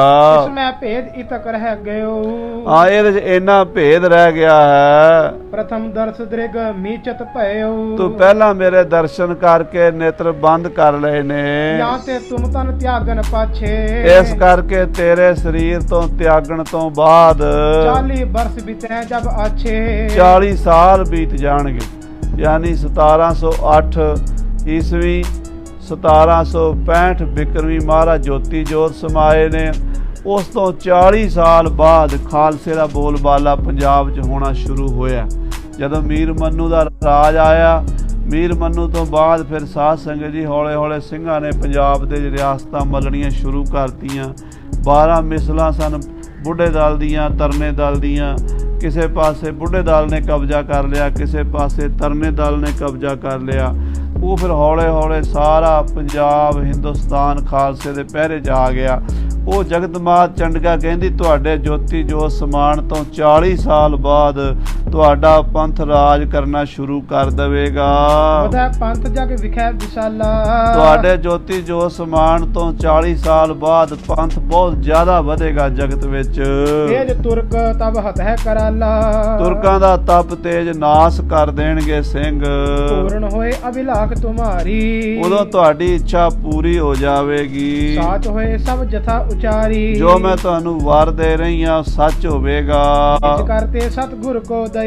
ਫਿਰ ਸਾਧ ਸੰਗਤ ਜੀ ਉਸ ਜਗਤ ਮਾਤ ਚੰਡਕਾ ਨੇ ਉਹ ਖੰਡਾ ਸ੍ਰੀ ਕਲਗੀਧਰ ਪਾਤਸ਼ਾਹ ਨੂੰ ਦਿੱਤਾ ਹੈ, ਜਾਂ ਤੇ ਕਰਦ ਨਾਮ ਬਿਦਤਈ। ਜਿਸ ਨੂੰ ਆਪਾਂ ਕਰਦ ਵੀ ਕਹਿੰਦੇ, ਅੱਜ ਕੱਲ ਕਿਰਪਾਨ ਕਹਿੰਦੇ ਆ, ਪੁਰਾਣੇ ਰਹਿਤਨਾਮਿਆਂ 'ਚ ਕਰਦ ਵੀ ਆਉਂਦਾ ਹੈ। ਕਰ ਮੈਨੇ ਹੱਥ ਤੇ ਦ ਮੈਨੇ ਦੇਣਾ। ਪਰਮੇਸ਼ਰ ਦੀ ਸ਼ਕਤੀ ਨੇ ਆਪਣੇ ਹੱਥੋਂ ਜੋ ਸ਼ਸਤਰ ਦਸਵੇਂ ਪਾਤਸ਼ਾਹ ਨੂੰ ਦਿੱਤਾ ਹੈ, ਉਹ ਖਾਲਸੇ ਨੇ ਆਪਣੇ ਗਾਤਰੇ 'ਚ ਹਰ ਵੇਲੇ ਧਾਰਨ ਕੀਤਾ ਹੋਇਆ ਹੈ। ਇਹ ਲੈ ਕਰ ਜਲ ਜੁਤ ਮਿਸ਼ਟਾਨ। ਜਗਤ ਮਾਤ ਚੰਡਕਾ ਜੀ ਕਹਿੰਦੇ ਆ ਖੰਡਾ ਲੈ ਕੇ ਜਲ ਦੇ ਵਿੱਚ ਮਿੱਠਾ ਪਾ ਕੇ ਫੇਰਨ ਕਰੋ ਆਪਣੇ ਪਾਨ। ਆਪਣੇ ਹੱਥੀ ਖੰਡਾ ਫੇਰੋ ਤੇ ਸਰਬਲੋ ਦੇ ਬਾਟੇ ਵਿੱਚ ਜਦੋਂ ਸਰਬਲੋ ਦਾ ਖੰਡਾ ਫਿਰੇਗਾ ਔਰ ਤੁਹਾਡੀ ਰਸਨਾ ਤੋਂ ਤੇਜ ਤੇਜ ਜੋ ਚੰਡੀ ਬਾਣੀ ਸ੍ਰੀ ਮੁਖ ਅੰਮ੍ਰਿਤ ਮੱਧ ਵਖਾਣੀ, ਜਦੋਂ ਇਹ ਬਾਣੀ ਪੜ੍ਹੀ ਜਾਏਗੀ ਉਸ ਵੇਲੇ ਸ਼ਕਤੀ ਪ੍ਰਗਟ ਹੋਵੇਗੀ। ਸੂਰ ਹੋਏਗਾ ਸਿਦਕ ਤੁਮਾਰਾ। ਉਦੋਂ ਤੁਹਾਡਾ ਸਿਦਕ ਜਿਹੜਾ ਹੈ ਉਹ ਪੂਰਾ ਹੋਵੇਗਾ। ਤੁਹਾਡਾ ਪੰਥ ਵੀ ਬੜਾ ਸਿਦਕੀ ਤੇ ਸੂਰਮਿਆਂ ਦਾ ਹੋਵੇਗਾ। ਫੇਰ ਸ਼ਤਰ ਭੱਜ ਹੈ ਡਰ ਧਾਰਾ। ਜਿਹਨੂੰ ਵੇਖ ਕੇ ਸ਼ਤਰੂ ਡਰ ਕੇ ਭੱਜਿਆ ਕਰਨਗੇ। ਸੂਰਮਾ ਸਿਦਕੀ ਖਾਲਸਾ ਪੰਥ ਹੋਵੇਗਾ। ਅਬਦੀ ਜੈ ਕੁਛ ਭੇਟ ਹਮਾਰੀ। ਤੇ ਹੁਣ ਤੁਹਾਡੇ ਪੰਥ ਵੱਲੋਂ ਤੁਸੀਂ ਆਪਣੇ ਵੱਲੋਂ ਮੈਨੂੰ ਕੁਝ ਭੇਟਾ ਵੀ ਦਿਓ। ਮੈਂ ਤੁਹਾਨੂੰ ਦਰਸ਼ਨ ਦੇਣ ਆਈ ਆ, ਦੱਸੋ ਕੀ ਭੇਟਾ ਦਿਓਗੇ। ਇਹ ਸੁਤ ਜਿਸਤੇ ਹੋਏ ਸੁਖ ਭਾਰੀ। ਹੇ ਪੁੱਤਰ, ਭੇਟਾ ਦਿਓਗੇ ਤਾਂ ਤੁਹਾਨੂੰ ਵੱਡਾ ਭਾਰੀ ਸੁਖ ਮਿਲੇਗਾ। ਸੁਨ ਗੁਰ ਕਰਦ ਕਰੀ ਕਰ ਧਾਰਨ। ਇਹ ਸੁਣ ਕੇ ਮਹਾਰਾਜ ਨੇ ਜਗਤ ਮਾਤ ਚੰਡਕਾ ਨੇ ਜੋ ਕਰਦ ਜੋ ਖੰਡਾ ਦਿੱਤਾ ਸੀ ਹੱਥ 'ਚ ਲੈ ਲਿਆ। ਹੱਥ ਨਿਜ ਤਨ ਕੀ ਰਕਤ ਨਿਕਾਰਨ। ਔਰ ਆਪਣੇ ਹੱਥ ਦੀ ਉਂਗਲੀ ਤੇ ਮਾਰ ਕੇ ਆਪਣਾ ਖੂਨ ਕੱਢਿਆ ਹੈ। ਸੋ ਲੈ ਕਰ ਜਗ ਮਾਤ ਪ੍ਰਸੰਨ। ਉਹ ਖੰਡੇ ਉੱਤੇ ਲਾ ਦਿੱਤਾ ਹੈ, ਕਿਉਂਕਿ ਸਾਧ ਸੰਗਤ ਜੀ ਇਹ ਜਿਹੜੇ ਸ਼ਸਤਰ ਹਨ ਇਹ ਖੂਨ ਹੀ ਮੰਗਦੇ ਹਨ। ਅੱਜ ਕੱਲ ਕਈ ਲੋਕ ਕਹਿੰਦੇ ਜੀ ਹਜੂਰ ਸਾਹਿਬ ਬੱਕਰਾ ਝਟਕਾ ਕੇ ਸ਼ਸਤਰਾਂ ਨੂੰ ਤਿਲਕ ਕਿਉਂ ਲਾਇਆ ਜਾਂਦਾ। ਮੈਨੂੰ ਦੱਸੋ, ਸ਼ਸਤਰਾਂ ਨੇ ਖੀਰ ਖਾਣੀ ਹੈ? ਸ਼ਸਤਰਾਂ ਦੀ ਜਿਹੜੀ ਖੁਰਾਕ ਹੈ ਉਹੀ ਉਹਨਾਂ ਨੇ ਛਕਣੀ ਹੈ। ਜਿਨ੍ਹਾਂ ਨੂੰ ਨਹੀਂ ਚੰਗੀ ਲੱਗਦੀ ਭਾਈ ਉਸ ਵੇਲੇ ਉੱਥੇ ਨਾ ਜਾਇਆ ਕਰੋ, 10 ਮਿੰਟ ਅੱਗੇ ਪਿੱਛੇ ਜਾ ਆਇਆ ਕਰੋ। ਆਪੋ ਆਪਣੀ ਭਾਵਨਾ। ਜਿਹੜੇ ਸਤੋਗੁਣੀ ਮਹਾਤਮਾ ਨੇ ਅਸੀਂ ਸਮਝਦੇ ਹਾਂ ਵੀ ਉਹਨਾਂ ਨੂੰ ਇਹ ਚੀਜ਼ ਨਹੀਂ ਦੇਖੀ ਜਾਂਦੀ, ਕਿਸੇ ਜੀਵ ਦੀ ਹੱਤਿਆ ਹੋਣੀ, ਪਰ ਉਹ ਇਹ ਤਾਂ ਸਮਝਣ ਵੀ ਇਹਨਾਂ ਬੱਕਰੇ ਝਟਕਾਉਣ ਵਾਲਿਆਂ ਨੇ ਤੁਹਾਨੂੰ ਦੇਸ਼ 'ਚ ਬਚਾਇਆ ਹੈ। ਜੇ ਗੁਰੂ ਕਲਗੀਧਰ ਪਾਤਸ਼ਾਹ ਇਹ ਚਟੰਗੇ ਨਾ ਝਟਕਦੇ, ਸ਼ਿਕਾਰ ਨਾ ਖੇਡਦੇ, ਖੰਡੇ ਨਾ ਖੜਕਾਉਂਦੇ, ਯੁੱਧ ਨਾ ਕਰਦੇ ਤੇ ਅੱਜ ਆ ਤੁਹਾਡੇ ਵੈਸ਼ਨੂ ਟੋਲੇ ਵੀ ਨਜ਼ਰ ਨਹੀਂ ਸੀ ਆਉਣੇ। ਛਾਏ ਜਾਤੀ ਏਕਤਾ ਅਨੇਕਤਾ ਬਿਲਾਏ ਜਾਤੀ। ਫਿਰ ਸਾਰੇ ਹੀ ਫਿਰ ਤੇ ਗਊਆਂ ਦਾ ਮਾਂਸ ਖਵਾਉਣਾ ਸੀ ਅਗਲਿਆਂ ਨੇ, ਤੇ ਫਿਰ ਕੋਈ ਤੁਸੀਂ ਨਾਮ ਹੀ ਨਹੀਂ ਸੀ ਕਰ ਸਕਣੀ। ਅੱਜ ਕਲਗੀਧਰ ਪਾਤਸ਼ਾਹ ਦੇ ਚਟੰਗਿਆਂ ਦੇ ਤਾਂ ਤੁਹਾਨੂੰ ਸ਼ੰਕਾ ਹੈ, ਪਰ ਕਦੀ ਇਹ ਆਖਿਆ ਵੀ ਤੁਰਕ ਗਊਆਂ ਮਾਰਦੇ, ਉਹਦੇ ਬਾਰੇ ਕਦੀ ਬੋਲਿਆ ਕੋਈ? ਕਦੀ ਨਹੀਂ ਬੋਲਦੇ। ਸੋ ਖਾਲਸਾ ਜੀ, ਮਹਾਰਾਜ 10ਵੇਂ ਪਾਤਸ਼ਾਹ ਨੇ ਜੋ ਕੁਝ ਕੀਤਾ ਹੈ ਬਿਲਕੁਲ ਸਹੀ ਕੀਤਾ ਹੈ। ਆਪ ਜੀ ਨੇ ਆਪਣਾ ਖੂਨ ਕੱਢ ਕੇ ਖੰਡੇ ਨੂੰ ਲਾਇਆ, ਤਿਲਕ ਲਾਇਆ ਹੈ। ਸੁਨ ਗੁਰ ਦੇਨ ਭੇਟ ਕਰ ਅੰਨ। ਆ ਫਿਰ ਮਹਾਰਾਜ ਨੇ ਹੋਰ ਭੇਟਾ ਦਿੱਤੀ ਹੈ। ਸ਼ਸਤਰਨ ਸੋ ਹੱਥ ਹੋਏ ਵਿੱਚ ਬਾਧੇ। ਆ ਕਹਿੰਦੇ ਜੰਗ ਦੇ ਵਿੱਚ, ਸ਼ਸਤਰਾਂ ਦੇ ਵਿੱਚ ਜਦੋਂ ਸ਼ਸਤਰ ਚੱਲਣਗੇ ਨਾ, ਜੰਗ ਹੋਣਗੇ, ਬਾਦ ਵਿਵਾਦ ਹੋਣਗੇ। ਚਾਰ ਹੁਦੀਨੇ ਸਾਹਿਬਜ਼ਾਦੇ। ਮਹਾਰਾਜ ਕਹਿੰਦੇ ਇਹ ਤਾਂ ਮਾਤਾ ਤੈਨੂੰ ਅੱਜ ਭੇਟਾ ਤਿਲ ਫੁੱਲ ਦਿੱਤੀ ਹੈ, ਅਸੀਂ ਆਪਣੇ ਖੂਨ ਨੂੰ ਤੇਰੇ ਤੋਂ ਕੁਰਬਾਨ ਕਰ ਦਿਆਂਗੇ। ਚਾਰੇ ਸਾਹਿਬਜ਼ਾਦੇ ਉਹ ਚੰਡੀ ਦੀ ਭੇਟਾ ਚੜ੍ਹਨਗੇ, ਜੰਗ ਦੇ ਵਿੱਚ ਸ਼ਹੀਦੀਆਂ ਪਾਣਗੇ। ਕਰੇ ਜਾਵੇ ਨਿਹਾਲ ਹੋ ਜਾਵੇ ਸਤਿ ਸ੍ਰੀ ਅਕਾਲ। ਲੱਖੋ ਸਿੰਘ ਧਰੈ ਔਰ ਕ੍ਰੋਧ। ਤੇ ਲੱਖਾਂ ਮੇਰੇ ਸਿੰਘ ਵੀਰ ਰਸ ਦੇ ਵਿੱਚ ਰੱਤੇ ਹੋਏ ਆਪਣੇ ਸੀਸਾਂ ਦੀ ਭੇਟਾ ਚੜਾ ਦਿਆ ਕਰਨਗੇ ਚੰਡੀ ਤੇ। ਓਏ ਤੁਮ ਭੇਟ ਮ੍ਰਿਤਕ ਵਿੱਚ ਜੋਧ। ਕਿਉਂਕਿ ਚੰਡੀ ਦੀ ਭੇਟਾ ਕੀ ਹੈ? ਸੀਸ ਦੀ ਭੇਟਾ ਹੀ ਹੈ, ਖੂਨ ਦੀ ਭੇਟਾ ਹੀ ਹੈ। ਤੇ ਜਦੋਂ ਜੰਗ ਵਿੱਚ ਜਾਣਗੇ ਸ਼ਹੀਦੀਆਂ ਪਾਇਆ ਕਰਨਗੇ, ਉਹ ਚੰਡੀ ਨੂੰ ਹੀ ਭੇਟਾ ਚੜੇਗੀ। ਇਹ ਮਹਾਰਾਜ ਸੱਚੇ ਪਾਤਸ਼ਾਹ ਕਲਗੀਧਰ ਜੀ ਨੇ ਖਾਲਸਾ ਪੰਥ ਸਾਜਿਆ ਸੂਰਮਿਆਂ ਬਹਾਦਰਾਂ ਯੋਧਿਆਂ ਦਾ, ਜੰਗੀ ਜੋਗੀ ਗਿਆਨੀ, ਇਹ ਜੋਗੀ ਵੀ ਨੇ, ਇਹ ਜੰਗੀ ਵੀ ਨੇ ਤੇ ਗਿਆਨੀ ਵੀ ਨੇ। ਇਮ ਬਰ ਦੇਤ ਲੇਤ ਨਿਜ ਭੇਟ, ਇਸ ਤਰ੍ਹਾਂ ਜਗਤ ਮਾਤ ਚੰਡਕਾ ਵਰ ਦਿੰਦੀ ਹੋਈ ਤੇ ਆਪਣੀ ਭੇਟਾ ਲੈਂਦੀ ਹੋਈ ਤਤ ਛਿਨ ਆਪਨ ਪ੍ਰਕਾਸ਼ ਸਮੇਟ, ਉਸੇ ਵੇਲੇ ਆਪਣੇ ਪ੍ਰਕਾਸ਼ ਨੂੰ ਸਮੇਟ ਕੇ ਅਲੋਪ ਹੋ ਗਈ। ਅੰਤਰ ਧਿਆਨ ਭਈ ਜਗ ਮਾਈ, ਅੰਤਰ ਧਿਆਨ ਹੋ ਗਈ, ਕਿਉਂਕਿ ਧਿਆਨ ਦੇ ਵਿੱਚ ਹੀ ਪ੍ਰਗਟ ਹੋਈ ਹੈ ਤੇ ਧਿਆਨ ਦੇ ਅੰਦਰ ਹੀ ਲੀਨ ਹੋ ਜਾਂਦੀ। ਆਖੋ ਸਤਨਾਮ ਸ੍ਰੀ ਸ੍ਰੀ ਵਾਹਿਗੁਰੂ। ਵਾਹਿਗੁਰੂ। ਇਹ ਗੱਲਾਂ ਬੜੀਆਂ ਸੂਖਮ ਨੇ, ਹਰ ਬੰਦੇ ਦੀ ਸਮਝ ਵਿੱਚ ਨਹੀਂ ਆਉਂਦੀਆਂ।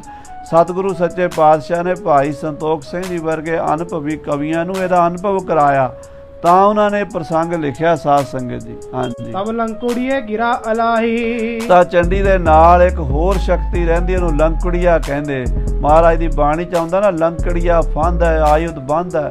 ਉਹ ਲੰਕੜੀਆ ਇੱਕ ਨਿਹੰਗਾਂ ਸਿੰਘਾਂ 'ਚ ਗੱਤਕੇ ਦਾ ਲੰਕੜੀਆ ਵਾਰ ਵੀ ਹੁੰਦਾ। ਸਿੰਘ ਸਾਹਿਬ ਬਾਬਾ ਸੰਤਾ ਸਿੰਘ ਜੀ ਕਥਾ 'ਚ ਵੀ ਸੁਣਾਉਂਦੇ ਸੀ, ਤੇ ਉੱਦਾਂ ਵੀ ਜਦੋਂ ਕੋਲ ਬਹਿੰਦੇ ਤੇ ਦੱਸਿਆ ਕਰਦੇ ਸੀ ਵੀ ਲੰਕੜੀਆ ਵਾਰ ਕਿਵੇਂ ਕਰੀਦਾ। ਉਛਲ ਕੇ 6-6 ਫੁੱਟ ਉੱਪਰ ਉਛਲ ਕੇ ਆ ਦੋਵੇਂ ਗੋਡੇ ਜਿਹੜੇ ਨੇ ਇਹ ਲੱਤਾਂ ਪੱਟਾਂ ਦੇ ਨਾਲ ਲੱਗ ਜਾਂਦੀਆਂ ਨੇ, ਉਛਲ ਕੇ ਇੱਦਾਂ ਵਾਰ ਕੀਤਾ ਜਾਂਦਾ ਜਾ ਕੇ, ਉਹਨੂੰ ਲੰਕੜੀਆ ਵਾਰ ਕਹਿੰਦੇ ਆ। ਤੇ ਜੇ ਉਹ ਮੋਢੇ ਤੇ ਦੁਸ਼ਮਣ ਦੇ ਵੱਜ ਜਾਵੇ ਤੇ ਵੱਖੀ ਤਾਂ ਚੀਰ ਕੇ ਲੰਘ ਜਾਵੇ, ਜੇ ਸਿਰ ਤੇ ਵੱਜੇ ਤੇ ਸਿਰ ਨੂੰ ਉਡਾ ਕੇ ਲੈ ਜਾਵੇ। ਉਹ ਪੂਰੇ ਜ਼ੋਰ ਨਾਲ ਭਰਮਾਂ ਵਾਰ ਉੱਪਰੋਂ ਆਉਂਦਾ ਹੈ। ਸੋ ਲੰਕੜੀਆ ਉਸ ਵੇਲੇ ਮਹਾਰਾਜ 10ਵੇਂ ਪਾਤਸ਼ਾਹ ਨੂੰ ਕਹਿਣ ਲੱਗਾ, ਮਮ ਬਾਣਾ ਕਛਨੀ ਇਹੋ ਲੀਜੈ, ਮਹਾਰਾਜ ਮੇਰਾ ਬਾਣਾ ਇਹ ਕਛਹਿਰਾ ਹੈ। ਕਿਉਂਕਿ ਲੰਕੜੀਆ ਵਾਰ ਕਛਹਿਰੇ ਤੋਂ ਬਿਨਾਂ ਨਹੀਂ ਹੁੰਦਾ। ਪੈਂਟ ਵਾਲੇ ਵੀ ਪੈਂਟ ਨੇ ਗੋਡਿਆਂ 'ਚ ਅੜ ਜਾਣਾ, ਧੋਤੇ ਵਾਲੀ ਦੀ ਧੋਤੀ ਖੁੱਲ ਜਾਣੀ ਹੈ, ਤੰਬੇ ਵਾਲੇ ਦਾ ਤੰਬਾ ਅੜ ਜਾਣਾ। ਇੱਕੋ ਹੀ ਬਾਣਾ ਹੈ ਜਿਹੜਾ ਲੰਕੜੀਆ ਪਹਿਨਦਾ ਹੈ। ਉਹ ਸਾਧ ਸੰਗਤ ਜੀ ਸੂਰਮੇ ਦਾ ਬਾਣਾ ਹੈ। ਉਹ ਕੀ ਹੈ? ਕਛਹਿਰਾ। ਮਹਾਰਾਜ ਨੂੰ ਕਹਿਣ ਲੱਗਾ, ਮਹਾਰਾਜ ਇਹ ਮੇਰਾ ਬਾਣਾ ਹੈ, ਕਛਹਿਰਾ ਲੈ ਲਵੋ। ਆਪਣੇ ਸਰਬ ਪੰਥ ਮੈਂ ਦੀਜੈ, ਆਪਣੇ ਸਾਰੇ ਪੰਥ ਨੂੰ ਇਹ ਬਾਣਾ ਦੇ ਦਿਓ। ਕਛਹਿਰਾ ਪਾਇਆ ਕਰਨਗੇ ਸਿੰਘ। ਜਦੋਂ ਜੰਗ ਦੇ ਵਿੱਚ ਉੱਚੀਆਂ ਉੱਚੀਆਂ ਛਾਲਾਂ ਮਾਰਨੀਆਂ ਪੈਣਗੀਆਂ, ਘੋੜਿਆਂ ਤੇ ਦੌੜਨਾ ਪਵੇਗਾ, ਇਹ ਬਾਣਾ ਇਹ ਕਛਹਿਰਾ ਇਹੋ ਜਿਹਾ ਹੈ, ਇਹਦੇ ਨਾਲ ਤੁਸੀਂ ਖੇਤੀ ਕਰ ਲਓ, ਇਹ ਪਾ ਕੇ ਤੁਸੀਂ ਜੰਗ ਕਰ ਲਓ, ਇਹ ਪਾ ਕੇ ਕੋਈ ਕੰਮ ਕਰ ਲਓ। ਤੇ ਸਾਧ ਸੰਗਤ ਜੀ ਇਹ ਸੰਪੂਰਨ ਬਾਣਾ, ਇਸ ਤੋਂ ਵੱਧ ਕੇ ਕੋਈ ਦੁਨੀਆ ਦੇ ਬਾਣਾ ਨਹੀਂ। ਸ੍ਰੀ ਅਕਾਲ ਤਖਤ ਸਾਹਿਬ ਜੀ ਦੀ ਰਹਿਤ ਮਰਿਆਦਾ 'ਚ ਵੀ ਲਿਖਿਆ ਹੋਇਆ ਵੀ ਦਸਤਾਰ ਤੇ ਕਛਹਿਰਾ ਬਹੁਤ ਜ਼ਰੂਰੀ ਨੇ। ਔਰ ਇਹ ਵੀ ਹੈ ਵੀ ਕਛਹਿਰੇ ਦੇ ਉੱਤੇ ਕੋਈ ਚੀਜ਼ ਪਹਿਨਿਆ ਨਹੀਂ ਸੀ ਜਾਂਦੀ ਪੁਰਾਤਨ ਸਮੇਂ 'ਚ। ਤਖਤਾਂ ਉੱਤੇ ਤੇ ਮੱਥਾ ਟੇਕਣ ਜਾਣਾ ਹੋਵੇ ਤੇ ਪਹਿਲਾਂ ਕਛਹਿਰਾ ਪਾ ਕੇ ਜਾਣਾ ਪੈਂਦਾ। ਅੰਮ੍ਰਿਤ ਛਕਾਉਣ ਵੇਲੇ ਵੀ ਕਛਹਿਰਾ ਹੀ ਪਵਾਇਆ ਜਾਂਦਾ। ਠੀਕ ਹੈ ਕਿ ਅੱਜ ਕੱਲ੍ਹ ਪੰਜ ਪਿਆਰੇ ਵੀ ਪਜਾਮੀਆਂ ਪਾਉਣ ਲੱਗ ਪਏ, ਪਰ ਪੰਜ ਪਿਆਰਿਆਂ ਨੂੰ ਪਜਾਮੀ ਪਾਉਣੀ ਅਲਾਉਡ ਨਹੀਂ ਹੈ। ਉਹ ਕਛਹਿਰੇ ਵਿੱਚ ਹੀ ਅੰਮ੍ਰਿਤ ਛਕਾਉਣ ਤੇ ਛਕਣ, ਤੇ ਇਹ ਵਰਤਾਰਾ ਹੈ, ਇਹ ਖਾਲਸੇ ਦਾ ਬਾਣਾ ਹੈ। ਹਾਂਜੀ, ਜੰਗ ਸਮੇਂ ਕੋ ਹੈ ਇਹ ਬਾਣਾ, ਇਹ ਜੰਗ ਦੇ ਸਮੇਂ ਦਾ ਬਾਣਾ ਹੈ, ਯੁੱਧ ਦੇ ਸਮੇਂ ਦਾ ਬਾਣਾ ਹੈ। ਯਹਾਂ ਤੇ ਹੋਏ ਹੈ ਤੇਜ ਮਹਾਨਾ। ਮਹਾਰਾਜ ਲੰਕੜੀਆ ਕਹਿੰਦਾ, ਮਹਾਰਾਜ ਇਹ ਬਾਣਾ ਪਾ ਕੇ ਸਿੰਘਾਂ ਦਾ ਬੜਾ ਤਪ ਤੇਜ ਹੋਵੇਗਾ। ਪੰਥ ਤੁਮਾਰੇ ਬਲ ਬਿਰਧਾਉ, ਤੁਹਾਡੇ ਪੰਥ ਵਿੱਚ ਬੜਾ ਬਲ ਵਧੇਗਾ ਇਹਦੇ ਨਾਲ।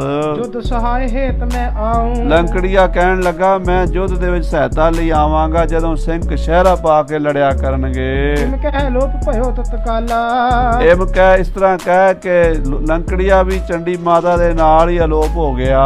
ਗਰਦ ਹਾਥ ਧਰ ਧੀਰੇ ਕਿਰਪਾਲਾ, ਔਰ ਮਹਾਰਾਜ ਸੱਚੇ ਪਾਤਸ਼ਾਹ ਉਹ ਕਿਰਪਾਨ, ਉਹ ਖੰਡਾ ਜਿਹੜਾ ਚੰਡੀ ਨੇ ਦਿੱਤਾ ਸੀ, ਹੱਥ ਵਿੱਚ ਲੈ ਕੇ ਬੈਠੇ ਹਨ।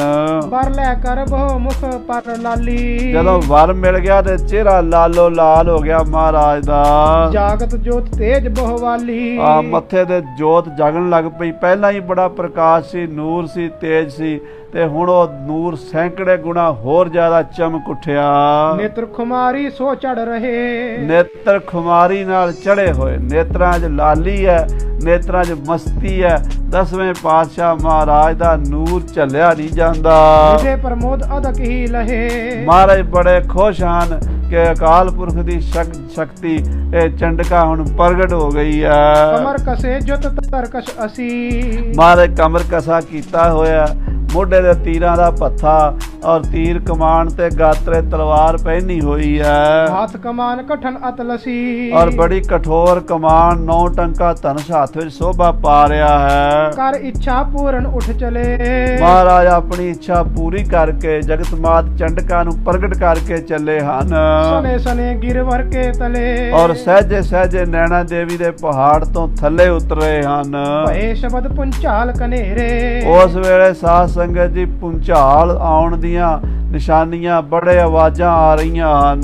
कने लोक आनंदपुर के रे ਜਦੋਂ ਪੁੰਚਾਲ ਆਉਣ ਲੱਗਾ ਸੀ ਤੇ ਆਨੰਦਪੁਰ ਦੇ ਹਜ਼ਾਰਾਂ ਲੋਕ सुन लख हित तित को चल आए ਉਹ ਮਹਾਰਾਜ 10ਵੇਂ ਪਾਤਸ਼ਾਹ ਦਾ ਥੱਲੇ ਆਉਣਾ ਸੁਣ ਕੇ ਅੱਗੇ ਨੂੰ ਆ ਗਏ ਨੇ। सैल तरे थिर पे समुदाय ਪਹਾੜ ਦੇ ਥੱਲੇ ਸੰਗਤਾਂ ਖਲੋ ਗਈਆਂ ਨੇ धरे धरे शस्त्र बैठे पट जहां ਜਿੱਥੇ ਸਾਧ ਸੰਗਤ ਜੀ ਮਹਾਰਾਜ ਦੇ ਸਿੱਖਾਂ ਨੇ ਚੌਂਕੀ ਲਾਈ ਹੋਈ ਸੀ, ਸ਼ਸਤਰਧਾਰੀ ਯੋਧੇ ਬੈਠੇ ਹੋਏ ਸਨ। मनोपुर सो बन कर रहा ਉਹ ਪਹਾੜ ਦਾ ਇੱਕ ਦਰਵਾਜ਼ਾ ਬਣਿਆ ਹੋਇਆ ਸੀ, ਉੱਥੇ ਫੌਜ ਬੈਠੀ ਹੋਈ ਸੀ, ਉੱਤੇ ਕੋਈ ਨਾ ਜਾਵੇ, लंग अकारी जाए न कोई ਕੋਈ ਲੰਘ ਕੇ ਉੱਤੇ ਪਹਾੜ ਤੇ ਨਹੀਂ ਸੀ ਜਾ ਸਕਦਾ। ਸਿੱਖ ਪਹਿਰੇ ਤੇ ਬੈਠੇ ਸਨ, ਲਗਭਗ 11 ਮਹੀਨੇ ਹੋ ਚੁੱਕੇ ਸਨ। सबको रोकत है तह सोई ਸਾਰਿਆਂ ਨੂੰ ਉੱਥੇ ਰੋਕ ਲੈਂਦੇ ਸੀ, ਭਾਈ ਗੁਰੂ ਸਾਹਿਬ ਦਾ ਹੁਕਮ ਨਹੀਂ ਅੱਗੇ ਜਾਣ ਦਾ।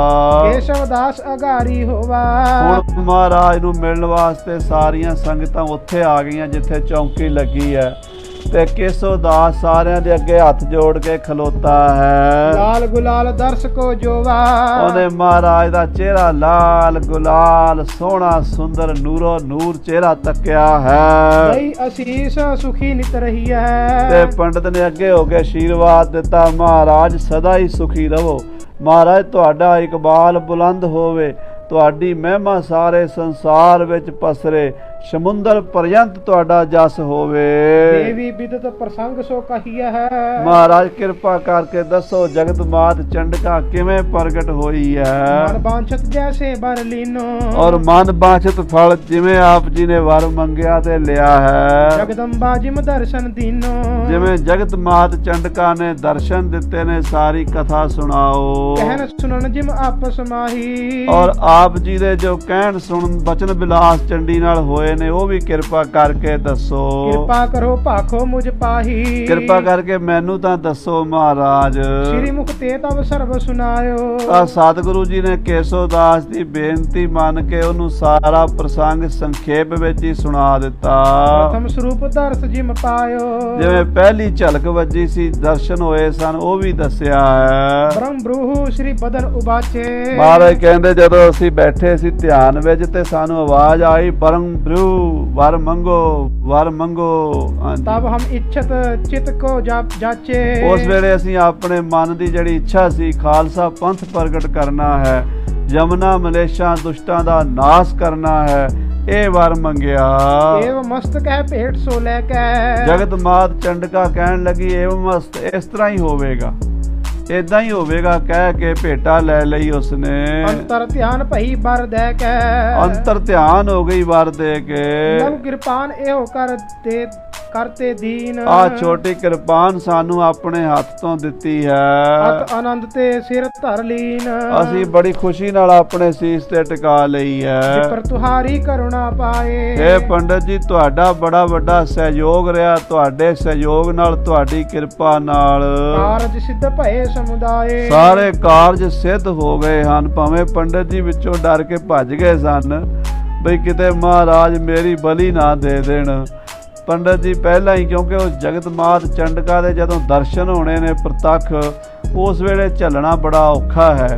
ਪੰਡਤ ਜੀ ਆਗਿਆ ਲੈ ਕੇ ਉਥੋਂ ਖਿਸਕ ਗਏ ਸਨ, ਪਰ ਫਿਰ ਵੀ ਮਹਾਰਾਜ ਉਹਨਾਂ ਦਾ ਦਿਲ ਰੱਖਣ ਲਈ ਕਹਿ ਰਹੇ ਨੇ ਕਿ ਤੁਹਾਡੀ ਕਿਰਪਾ ਨਾਲ ਇਹ ਸਾਰੇ ਕਾਰਜ ਸਿੱਧ ਹੋ ਗਏ ਨੇ। इत्यादि सब भन्यो प्रसंग ਇਸ ਤਰ੍ਹਾਂ ਸਾਰੇ ਬਚਨ ਬਿਲਾਸ ਹੋਏ। सुन के सब चित आनंद संग ਸੁਣ ਕੇ ਕੇਸੋ ਦਾਸ ਬੜਾ ਖੁਸ਼ ਹੋਇਆ। धन धन तुम सतगुर पूरे ਮਹਾਰਾਜ ਤੁਸੀਂ ਧੰਨ ਹੋ ਸਤਿਗੁਰੂ ਜੀ, एक परमेश्वरी दर्शन रूरे ਤੁਸੀਂ ਪਰਮੇਸ਼ਰੀ ਅਕਾਲ ਪੁਰਖ ਦੀ ਸ਼ਕਤੀ ਦਾ ਸੁੰਦਰ ਸਰੂਪ ਦੇਖਿਆ ਹੈ। इस प्रकार न किन्हो निहारी ਮਹਾਰਾਜ ਜਿਵੇਂ ਤੁਸੀਂ ਪਰਮੇਸ਼ਰ ਦੀ ਸ਼ਕਤੀ ਦਾ ਦਰਸ਼ਨ ਕੀਤਾ ਨਾ, ਇਦਾਂ ਪਿਛਲੇ ਯੁੱਗਾਂ 'ਚ ਵੀ ਕਿਸੇ ਨੂੰ ਦਰਸ਼ਨ ਨਹੀਂ ਹੋਇਆ। ਇਹ ਸਿਰਫ ਤੁਸੀਂ ਹੋ ਦੇ ਦਰਸ਼ਨ ਕਰ ਲਏ। ਸਾਧ ਸੰਗਤ ਜੀ, ਕੌਣ ਹੈ ਜਿਹੜਾ ਚੰਡੀ ਨੂੰ ਆਪਣੇ 4 ਪੁੱਤਰ ਭੇਟਾ ਕਰ ਸਕਦਾ ਹੈ? ਕੌਣ ਹੈ ਜਿਹੜਾ ਆਪਣੇ ਪਿਤਾ ਨੂੰ ਸ਼ਹੀਦ ਕਰਾ ਸਕਦਾ ਹੈ? ਕੌਣ ਹੈ ਜਿਹੜਾ ਆਪਣੇ ਸੁੱਖਾਂ ਨੂੰ ਤਿਲਾਂਜਲੀ ਦੇ ਕੇ ਮਾਛੀਵਾੜੇ ਦੇ ਜੰਗਲਾਂ ਵਿੱਚ ਭੁੰਜੇ ਸੌਂ ਸਕਦਾ ਹੈ? ਕੌਣ ਹੈ ਜਿਹੜਾ ਦੁਖੀ ਹਿੰਦੀਆਂ ਦੇ ਧਰਮ ਨੂੰ ਬਚਾਉਣ ਲਈ ਆਪਣਾ ਸਰਬੰਸ ਦਾਨ ਕਰ ਸਕਦਾ ਹੈ? ਇਸ ਕਰਕੇ ਇਹ ਚੰਡੀ ਦੇ ਦਰਸ਼ਨ ਜੇ ਕੀਤੇ ਨੇ ਤਾਂ ਕਲਗੀਆਂ ਵਾਲੇ ਨੇ ਕੀਤੇ ਨੇ। ਹੋਰ ਤਾਂ ਸਾਰੇ ਆਪਣੇ ਡਰ ਦੇ ਨਾਲ ਹੀ ਦਿਨ ਕੱਟ ਕੇ ਚਲੇ ਗਏ।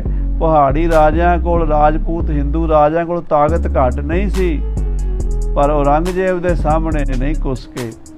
ਰਾਜਪੂਤਾਨੇ ਦੇ ਰਾਜਪੂਤ ਰਾਜੇ ਉਹ ਵੀ ਸਿਰ ਨੀਵਾਂ ਕਰਕੇ ਆਪਣਾ ਟਾਈਮ ਟਪਾ ਗਏ। ਕੋਈ ਸੂਰਮਾ ਹੀ ਸੀ ਜਿਹੜਾ ਮਹਾਰਾਜ ਕਲਗੀਧਰ ਪਾਤਸ਼ਾਹ ਦੀ ਤਰ੍ਹਾਂ ਨਿਤਰਿਆ ਹੋਵੇ, ਨਹੀਂ ਉਹਨਾਂ ਵਰਗਾ ਕੋਈ ਹੋਇਆ। ਸਾਧ ਸੰਗਤ ਜੀ, ਆਪਣੇ ਰਾਜ ਲਈ ਕਈ ਲੜੇ ਹਨ, ਪਰ 10ਵੇਂ ਪਾਤਸ਼ਾਹ ਸਿਰਫ ਤੇ ਸਿਰਫ ਧਰਮ ਲਈ ਲੜੇ ਹਨ। ਕੋਈ ਨਾ ਜਰ ਲਈ ਲੜੇ ਹਨ, ਨਾ ਜੋਰੂ ਲਈ ਲੜੇ ਹਨ, ਨਾ ਜ਼ਮੀਨ ਲਈ ਲੜੇ ਹਨ।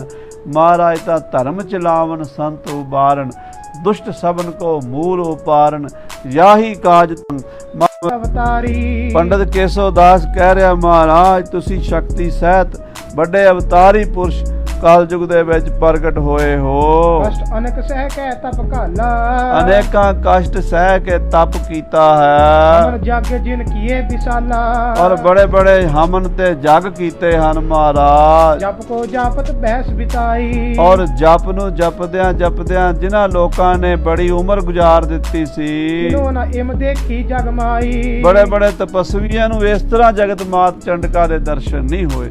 ਉੱਦਾਂ ਕਿਸੇ ਨੂੰ ਆਕਾਸ਼ਬਾਣੀ ਰਾਹੀਂ, ਕਿਸੇ ਨੂੰ ਸੋਭਣ ਦਰਸ਼ਨ ਹੋਏ ਹੋਣਗੇ, ਪਰ ਮਹਾਰਾਜ ਜਿਵੇਂ ਤੁਸੀਂ ਪ੍ਰਤੱਖ ਦਰਸ਼ਨ ਕਰ ਲਏ ਨੇ, ਏਦਾਂ ਨਹੀਂ ਕਿਸੇ ਨੇ ਦਰਸ਼ਨ ਕੀਤੇ। ਕਲੀ ਕਾਲ ਮਹਿ ਦਰਸ਼ਨ ਭਇਓ, ਔਰ ਉਹ ਵੀ ਕਲਯੁਗ ਦੇ ਸਮੇਂ ਵਿੱਚ।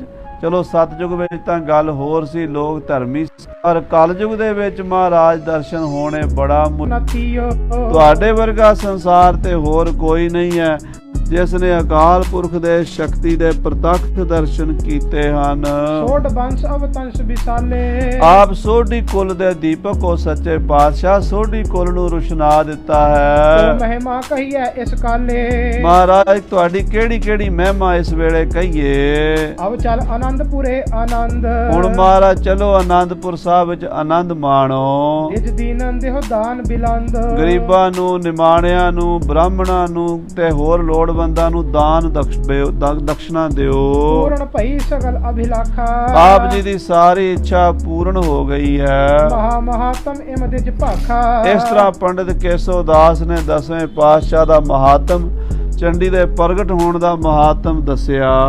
ਤੇ ਸਾਥਨਾਥ ਤਬ ਚਲੇ, ਕੇਸੋ ਦਾਸ ਨੂੰ ਨਾਲ ਲੈ ਕੇ ਕਲਗੀਆਂ ਵਾਲੇ ਪਾਤਸ਼ਾਹ ਜੀ ਚੱਲ ਪਏ। ਫਿਰ ਵਰਤੇ ਉਤਰਤ ਭੇ ਤਲੇ, ਔਰ ਸਾਧ ਸੰਗਤ ਜੀ ਪਹਾੜ ਤੋਂ ਥੱਲੇ ਉਤਰੇ ਹਨ। ਬਦਨ ਵਿਸ਼ਾਲ ਲਾਲ ਹੋਏ ਰਹਿਓ, ਚਿਹਰਾ ਬਹੁਤ ਲਾਲ ਸੁਰਖ ਹੈ ਇਸ ਵੇਲੇ ਮਹਾਰਾਜ ਦਾ, ਨੂਰੋ ਨੂਰ ਹੋਇਆ ਪਿਆ ਹੈ। ਜੋ ਕਿਸਹੂ ਤੇ ਜਾਤ ਨਾ ਲਹਿਓ, ਤੇ ਕਿਸੇ ਕੋਲੋਂ ਵੀ ਉਹ ਚਿਹਰਾ ਤੱਕਿਆ ਨਹੀਂ ਜਾਂਦਾ ਆਪਣੇ ਨੇਤਰ ਭਰ ਕੇ। ਜਿਹੜਾ ਵੀ ਚਿਹਰੇ ਵੱਲ ਦੇਖਦਾ ਤਪ ਤੇਜ ਦੇਖ ਕੇ ਅੱਖਾਂ ਨੀਵੀਆਂ ਹੋ ਜਾਂਦੀਆਂ ਹਨ। ਇਤਨਾ ਬੱਬਰ ਸ਼ੇਰ ਦਸ਼ਮੇਸ਼ ਦਾ ਖੌਫ ਮਾਰੇ ਕੋਈ ਅੱਖ ਉਠਾ ਵੀ ਸਕਿਆ ਨਾ, ਕੋਈ ਉਹਨਾਂ ਦੇ ਸਾਹਮਣੇ ਅੱਖ ਨਹੀਂ ਉਠਾ ਸਕਿਆ। ਅੱਜ ਬੱਬਰ ਸ਼ੇਰ ਵਰਗੇ ਲੱਗਦੇ ਹਨ ਤੇ ਵਾਪਸ ਸਹਿਜੇ ਸਹਿਜੇ ਆਪਣੀ ਨਗਰੀ, ਗੁਰੂ ਕੀ ਨਗਰੀ ਸ੍ਰੀ ਆਨੰਦਪੁਰ ਸਾਹਿਬ ਵਿੱਚ ਆਉਣਗੇ। ਸਮਾਪਤੀ ਹੈ। ਹੇ ਗੋਬਿੰਦ, ਹੇ ਗੋਪਾਲ, ਹੇ ਦਇਆਲ।